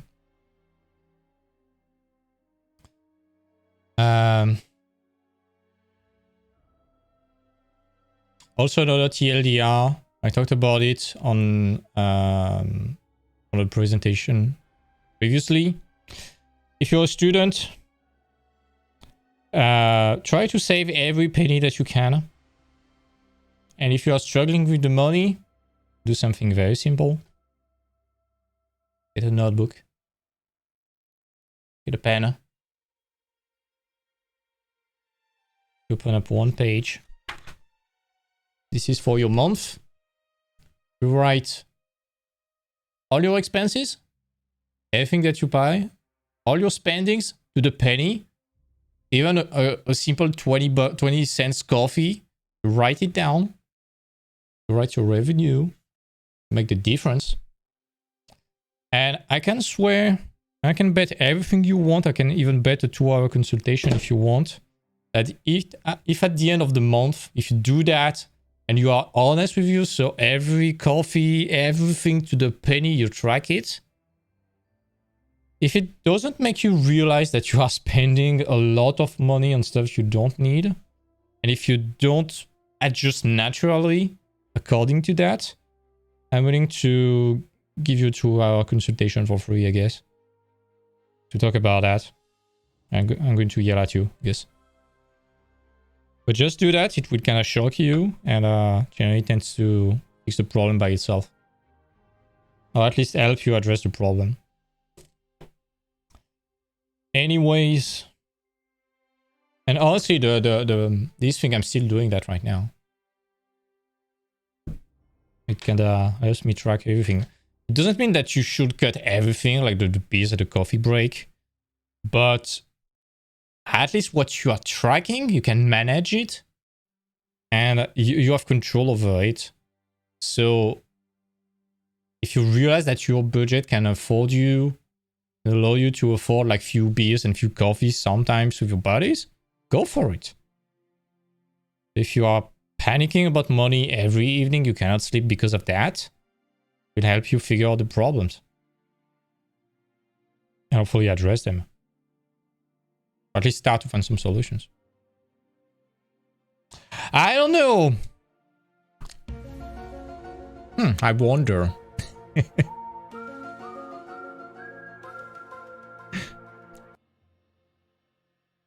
Anyways. I'm gonna enter the Discord chat if anyone wants to join on the Discord. If you're not on the Discord, feel free to join the link down below. Get a role, then you can talk, enjoy the community. I'm gonna join the Discord. If you want to further discuss something of few testimonies, if you want to challenge some ideas, if you want to just further discuss about the subject or ask some questions. I'm gonna stay for like 2 or 3 minutes. If there's no one, I'm gonna quit. But yeah, student loans is very, very serious. And pretty much nobody while contracting the student loan is doing this kind of math. And you absolutely need to do that. If you are not a student yet, please do this math. It's not hard.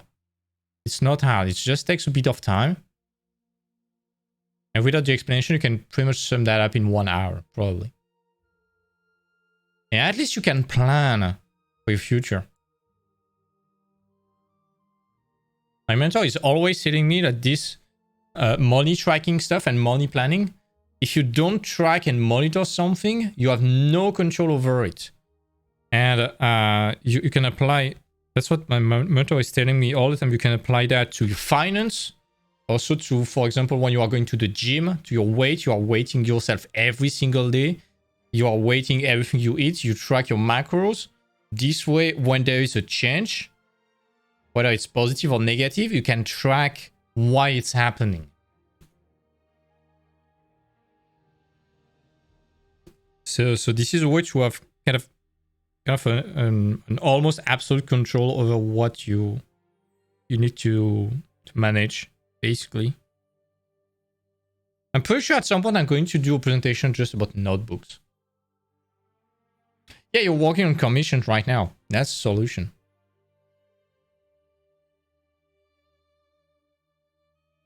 That's something I was talking about.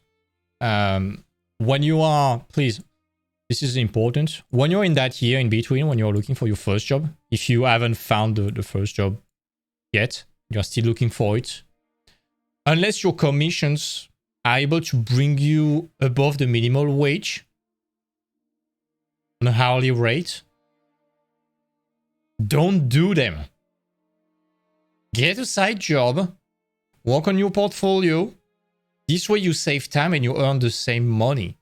Don't be like my dumbass loser ex-friend who is like, hey, I'm working. The first thing he told me when I tried my mentorship was one of the first one. Was like, it's €1. I want to try it, please. And this guy, one of the first questions I asked to everyone is, are you already working in the industry? Are you already making money? And these guys were like, yeah, I'm already a professional. I'm making money. Okay, how much are you making? What do you mean? How much are you making on a year? I never did the accountants for that. What the fuck? You never did a simple addition math? Calculate how much you earn on a yearly basis? No. Okay, do it right now. You did that. Okay, what's the result? Silence. What's the fucking result? Around 6K per year. 6K per year. Okay. Okay. How much time are you working on your art every week? Around 60 hours.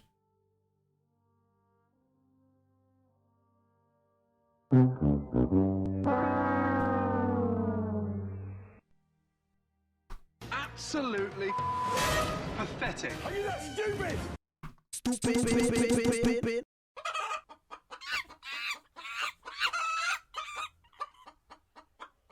60 hours per week for 6K per year in France.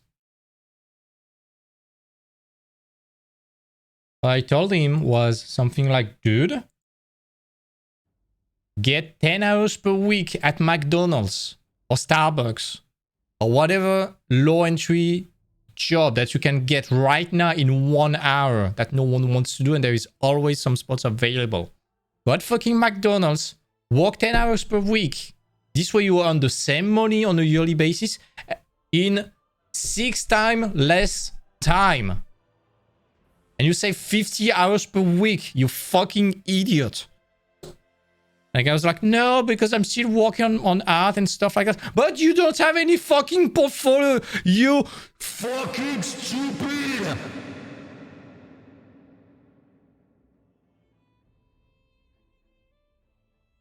And this guy was like, yeah, but at least I'm working. I don't want to draw. I deserve more than that. No, you don't deserve more. Your portfolio is fucking shit. It's still the same when you were a fucking student. But fucking letting your shitty ego go in the place, get into play, wrecking you, And you don't want to earn more money and save time because of your fucking stupid ego. But you are shit, you are not a fucking professional. You are making shit money in France. This is not even a job, this is fucking slavery. And this guy never understood that, and he's still keeping doing that. We're not in contact anymore, but I'm still lurking. This is my guilty pleasure, to lurk and to feed on the misery of my ex-loser friends. This guy is still going from one broke task to another. And it's like, dude, you're wasting your time. You are getting absolutely disgusted by your job. At some point, you will quit. You will end up saying fucking French fries and flipping in burgers forever because you won't have any other qualification aside from that. While you can do is just flip burgers right now, or sell coffee, or go back at a grocery store, whatever. Do something with your life. Save 50 hours per week. Invest that in your fucking portfolio. You do that on 3 months, and 3 months after you get a fucking job in the industry and you start working at fucking Ubisoft. Instead of thinking that, hey, I'm gonna do the same thing over and over again that I've done for 5 years that has not been successful, and eventually it will pay off.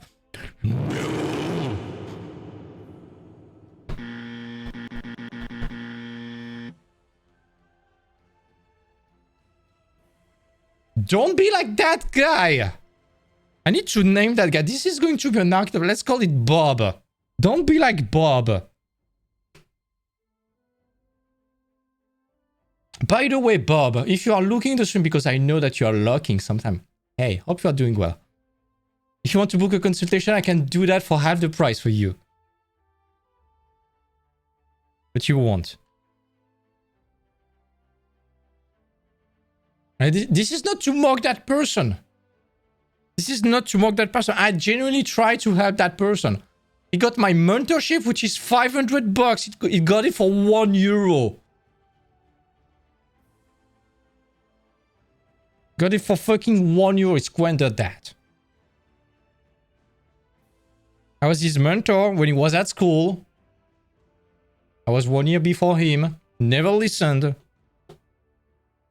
When he did the mentorship with me, he never listened.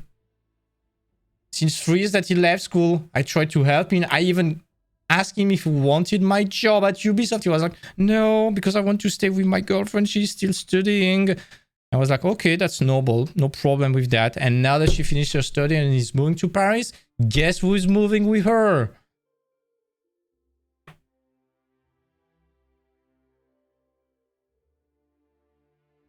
You're just sacrificing your fucking career. You've squandered 3 years of your fucking life.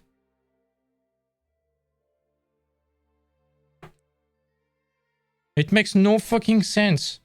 Because at the same time, it's like, I'm gonna follow people and stuff like that, which is fine. Which is fine, but at the same time, he's complaining, I don't have a job. I don't want to be a liability to my girl. Which is normal too. It's like, man, do you have a fucking brain? Are you that stupid? Do you have a fucking brain? For half a second, can you drop your fucking ego? Can you stop being king shit of Mountain Hall like a fucking chicken on the pile of Maine? Can you do that for a split second and use your fucking brain? He has the level to work at UB? Yeah, probably. But not the mindset. Oh, there was someone who left. It was probably Bob. I'm sorry for you. But this is the archetype of someone who is mismanaging both his time, his money. Oh, because there's something about Bob. Going ballistic on Bob, but this is about money and student loans and all the mistakes you can make when you are not working, or even when you are working. This is about money. This guy is always complaining like, I have no money. I'm making panic attack at the end of the month because I don't know if I will be able to pay for that. And my girlfriend is paying for both of us and I feel like shit, which is normal because you want to contribute to what seems to be a future family. This is normal. You want to split the bills and not be a financial anchor to your couple. This is normal. But at the same time, you go to his home, There's a fucking entire shelf full of Warhammer 40k. There's like 3k worth of Warhammer 40k. Just glued, not painted, not even a base coat. Just glued, just a grey model. It's like, what the fuck, man? Then there's another shelf full of Magic the Gathering cards. Now it's full of D&D books. It's like, dude, you have fucking money. You have money. Like a fucking rich kid. You're just spending it like shit. Instead of spending it on your fucking Warhammer 40k that you have not been painting, that have been collecting dust for 3 years, those 3Ks you could have bought, I don't know, 2 years of education on Gumroad, on Learn Squad. You could have done a mentorship with Jama. You could have done a mentorship with fucking, I don't know, Tanzana, for example. Other guys at Ubisoft with me. I don't know. You want to invest in your Magic the Gathering shit? Or do you want to invest in into fucking yourself and your career? So stop whining about you having not money. Sell your stuff. And buy that fucking notebook and do that and scare yourself. Because there's something... You can lie to other people. This person can lie. This person was always wearing a mask. That's kind of funny. I'm pretty sure you know those kind of people. This person was always wearing kind of a mask, like acting calm and with some kind of chivalry, like virtue signaling, like, hey, I'm a good person, I care, I'm good with my girl, I'm good with my friends, I always care about people, I always care about my friends, I'm a responsible adult. I'm a nice guy, it's like, I'm a good person. Celebrate me. I'm putting myself on a pedestal. It's like the typical guy giving himself a medal, basically. And then once you are basically, as they say, that Catatonia song that I absolutely love. Scrape the lacquer. Can't you see it's so tarnished? Once you scrap the surface, once you crack the mask, what do you have behind? You have an insecure guy, an insecure 26 years old guy, panicking on every aspect of his life, career-wise. He's panicking because of his parents, because he's like, hey, I'm still jobless and my parents trusted me enough to pay my entire studies without me having a student loans. I have pressure with my girl because she's starting to make serious bucks and I'm a financial anchor to our couple. My friends are all starting to get their jobs and I'm not.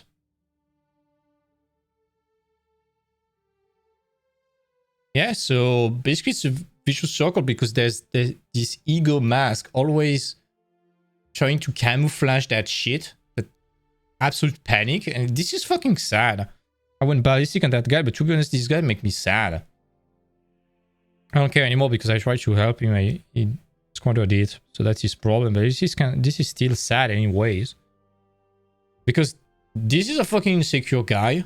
You want to help him, but he's so insecure. He doesn't want to appear as a vulnerable person, or at least a split second, even to someone who basically gives him the golden rules for free. I'm not the only one who did that. Other teachers did that too. And he's so insecure and he's trying so desperately to hide and to appear as someone who is caring and managing and like a responsible adult. They just don't want to do the first step, which is again the same step as grief, shock, anger, denial, bargaining, resignation, acceptation, reconstruction. He's living the shock 100% all the time, the anger probably a lot of time, but he's still stuck in the denial. Yes, try the bargaining too. Like, hey Tim, can you teach me for $1 for your mentorship and stuff like that? Trying to bargain. Trying to still convince himself that working 60 hours per week for 6K per year is a job. This is slavery.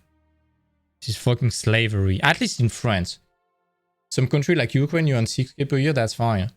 In France, this is slavery. You can't live with that. There's no way you can live with 6K. You're stuck in the denial. Just go through that. Accept the fact that you're fucked up on a lot of standpoints. Drop your fucking ego. Because the only thing that you are missing, Bob. I love you, Bob. I don't want to talk with you unless you finally accept that you're shit. You did wrong, but if you drop your fucking ego, you will do wonders.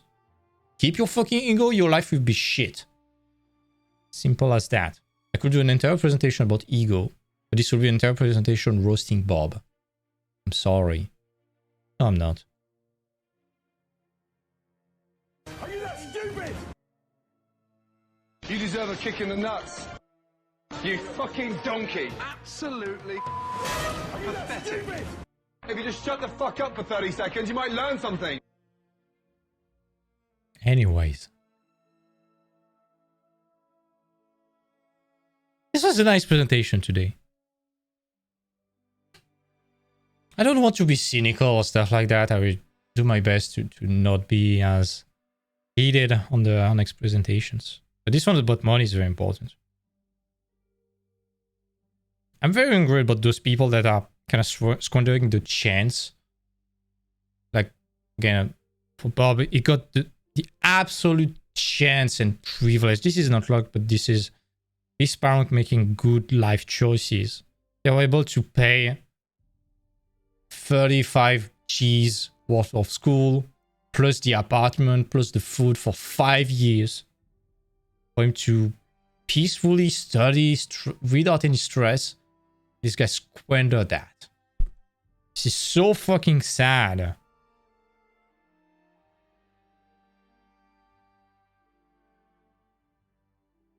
Honestly,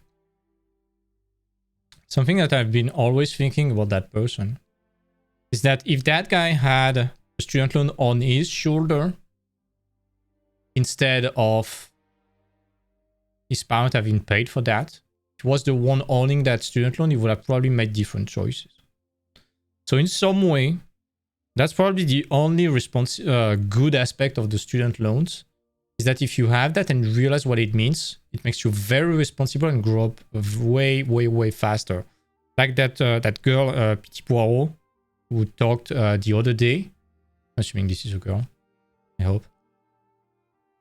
But anyway, Petit Poirot, who talked to me the other day, last week, about money.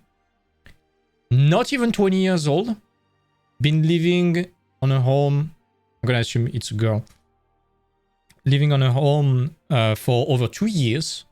Since she's 18. Tracking every single penny and able even to afford some coffee breaks with the friends.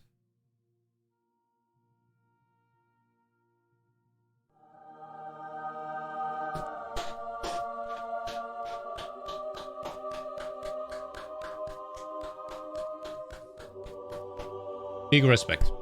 Big, big, big respect. Wow. Salut à toi, jeune entrepreneur. Big respect. This is how you manage your finance. Because it makes you grow so fast. And honestly, I don't know if it's a glimmer of hope or something very gloomy, what I will say, but I really think that those feelings of dread when you are struggling about money, when you are sleepless because you're like, oh my god, will I be able to pay my bills next month? Of course, it sucks. At the same time, if you go through it and you mature from it, learn the lessons from that, makes you grow so fast. Makes you become much more responsible and stuff like that so fast. Sorry. And yeah, that's probably the good side of student loans, is that if you have one, you realize what it means. You know what you are fighting for at school. You know why you are working at night to deliver good renders for school. And yeah, even if you might not be the most talented person at first, it would force you to do very, very hard work, and hard work always trumps talent, at least natural talent. Because if you are talented and you do hard work, you will go very far too. But you will always be better than talented kids that are not kindling the flame properly. Yeah, this is the end of the presentation. 2 hours and 11 minutes. Oh my god, that's a very long presentation. Yeah, you grow fast, but it's so difficult. I know. This might be an entire discussion, but it's like entering adulthood a bit earlier. And same as when we are teens, we are entering our teens, and the teenage years are kind of tough sometimes.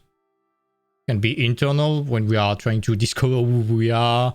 Some people might have bigger identity crisis than others. My teenagers were kind of fine on the mindset side. On the outside side, when you are compared to your peers, to your friends, when you need to kind of separate from your parents and find your tribe and stuff like that, and find your quote-unquote identity, whatever that means. And it's already very tough, but adulthood, it's probably as tough, but on different subjects. Because the main difficulty of growing up, I think, that's just my opinion, it's the notion of responsibility. Some people might say it's purpose, you need to find purpose in what you're doing, whatever, I don't care. But responsibility, you need to be responsible for yourself, for your health, for finance, for your job, for other people that you are working with, for studies, stuff like that. So that's a lot of responsibilities, but it's not really an advice. But what I will say, from what I've seen, by no means I consider myself an adult. I'm just 26, nearly 27 pretty soon. But I still consider myself as a fucking kid. I would probably always consider myself as a fucking kid, to be honest. It's hard at the beginning, but you get... Basically, the hardest part is to get the momentum. Once you get the momentum, and once you understand how it works, it's still hard.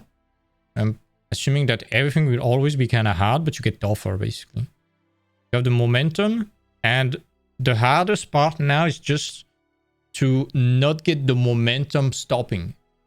At some point, you get lazy, complacent, and stuff like that. This might be when you get some problems, because you need to start the engine back. I can talk about that a bit more in detail. I'll probably do a presentation about that. When I left Ubisoft, I was doing my portfolio for 6 months. There was a big deadline in March, which was a big meeting in Paris. So I crunched like mad in March. Then after that, for the rest of the year, I did almost nothing. Did a bit of freelance when some clients were coming at me, but it was kind of hard to find a job, and I did kind of nothing. And when Country contacted me at the end of the year, getting the momentum again when I was starting working for them was so hard. I was so rusty. It was so freaking hard. And yeah, just because I got complacent. I was like, no, this is fine. I have my portfolio. This is going to come. So even though this is counterintuitive, I think that as long as you manage to keep the momentum going, you probably have seen that during the summer vacations. When you need to get back to work, it's very hard. Now you're used to sleepless night and stuff like that, so it's a bit easier. But getting back to work for the first week was probably pretty hard. I was like, oh my god, I didn't remember about such a big rhythm, such a heavy rhythm.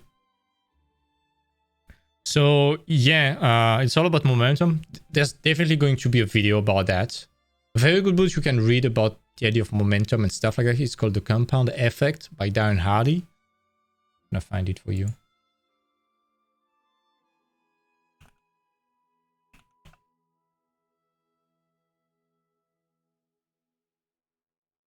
This book. It's very, very simple. And at the same time, there's a difference between knowing that and applying that.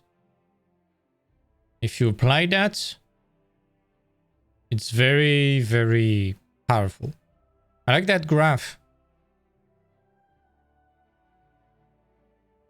I really like that graph.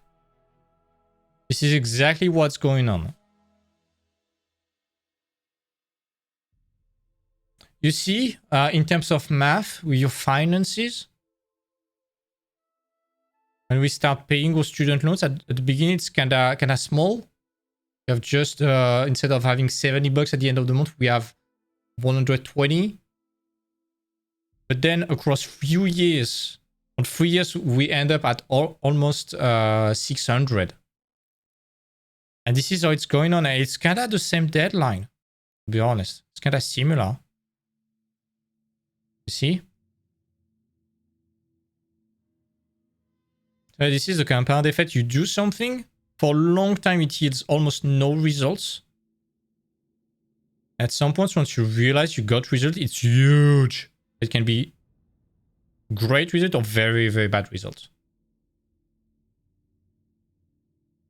For example, the student loans, if you handle that properly, this is this. If you handle that badly, you get in the negative all the time, this is going to be this. Same with Bob. Bob was thinking it was fine. And then 1 year after school, 2 years after school, similar result, 3 years after school, he's dropping like mad. Becoming crazy now. And what is kind of sad, I have some insiders information even about his couple, but basically my mom is doing some magnetism. And his girl is seeing my mom for magnetism therapy, stuff like that. This is some very intimate discussion, stuff like that. And my mom is not spoiling the medical secret, of course. You can call it medical secret. This is more psychological secret. She's just telling me, with buddies, this is very bad between them. There's a lot of problems. And it's not going to end well. Same with like going to the gym, for example. You go to the gym regularly for like 3 months. There's almost no result. You are losing, gaining a bit. You don't see any results. And one day you see yourself in the mirror and you're like,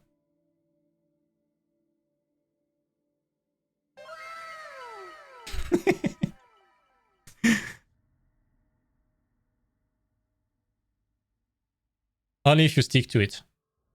But the hardest part is to get consistency.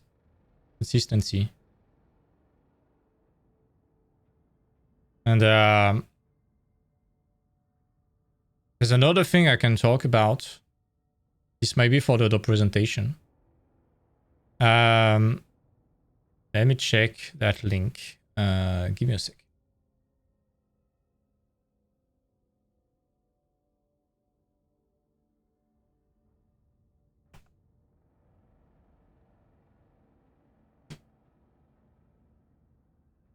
Okay.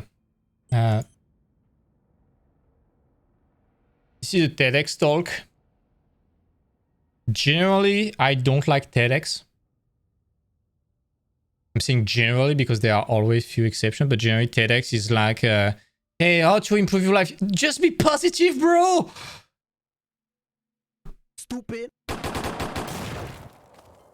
So I kind of don't like it. Sometimes it's like, hey, I don't have a job. I'm life hacking. I'm making bows. I'm still jobless living with my mom. No, you're a fucking loser. Sorry. But this one is kind of nice. Why you should define your fears instead of defining your goals, by Tim Ferriss. Oh, this is Tim Ferriss? Oh, I didn't know it was Tim Ferriss. Oh, okay. Tim Ferriss is a guy who wrote a book called The 4-Hour Work Week. This is about time management. This book is fantastic. I don't know if it was Tim Ferriss. But basically, look at that video. The TLDR is like... It's way, way, way easier to escape your fear, to run away from something, than to run towards something. You know what? Tomorrow I'm doing a video about that. What do you think about that? A lecture from Tim Ferriss. What do you think about that? On setting up goals and basically everything we did with finance right now, we are doing that with goals and fears and figuring out what we want. What do you think about that? Put a 1 in the chat if you want it.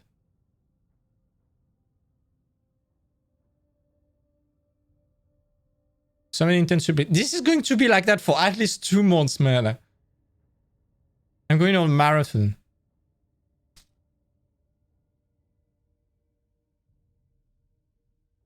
I need to deliver truth bombs and not truth bombs, but helping bombs. I need to deliver value to people. I'm not saying that everything on the internet is shit, but one of the main problem I have with a lot of people on the internet, especially talking about art, is that it's all about feelings, which is fine, and things are very important. But nothing about how do you do something. How do you get some actionable result from something.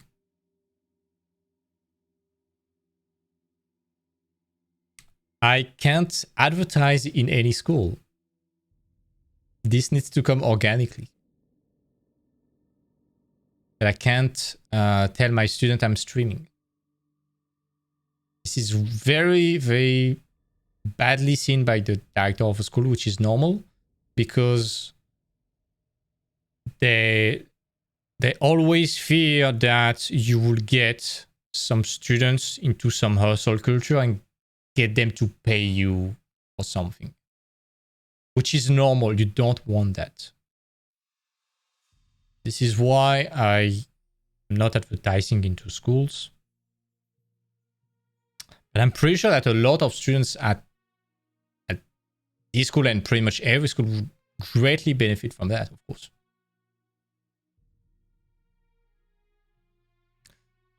There's nothing wrong against that.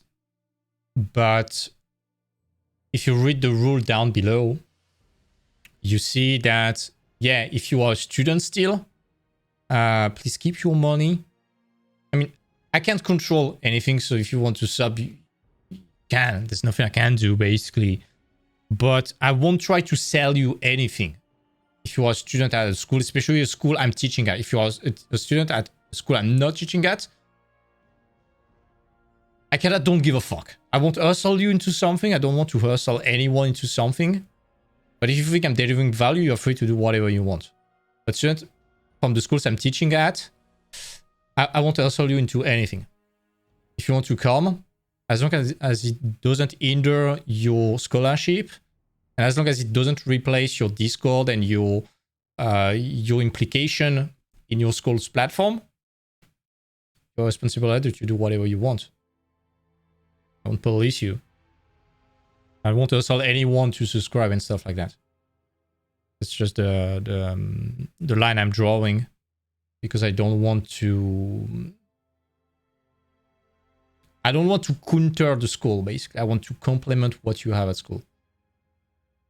At least this school, because this is the one I know the best. But basically, to me, you learn the technique at school. And if you learn a bit of the mindset if your school is good, which this one is good. But if your school is bad, at least you learn the mindset there. That's the goal. I want the students watching that channel to become fucking sharks. This is not what the industry expects students to be. They expect them to be a bit candid and cradle. A bit naive, to be honest. And these channels, the Twitch, the YouTube, the Discord, the Instagram and stuff like that I still need to launch, they are there to create an army of monsters. It would be so good thanks to school, but you will have a mindset from a fucking senior that is a monster at negotiation. That's what I want.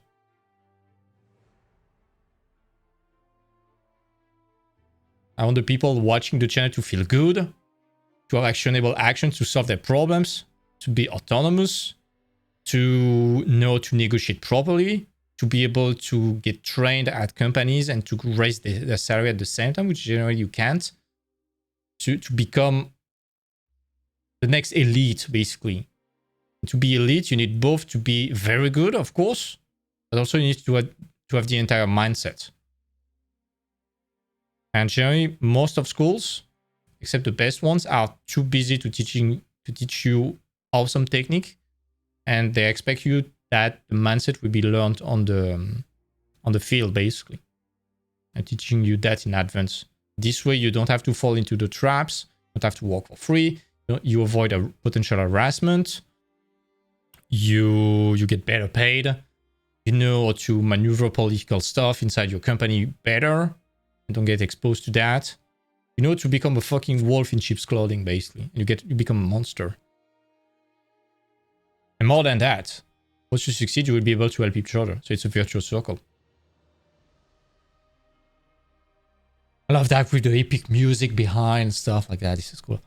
Anyways, we're gonna stop the stream. It's very late. I still have some client work to finish. This will be my last client work of the year, probably. Anyways, take care, guys. Thanks for coming.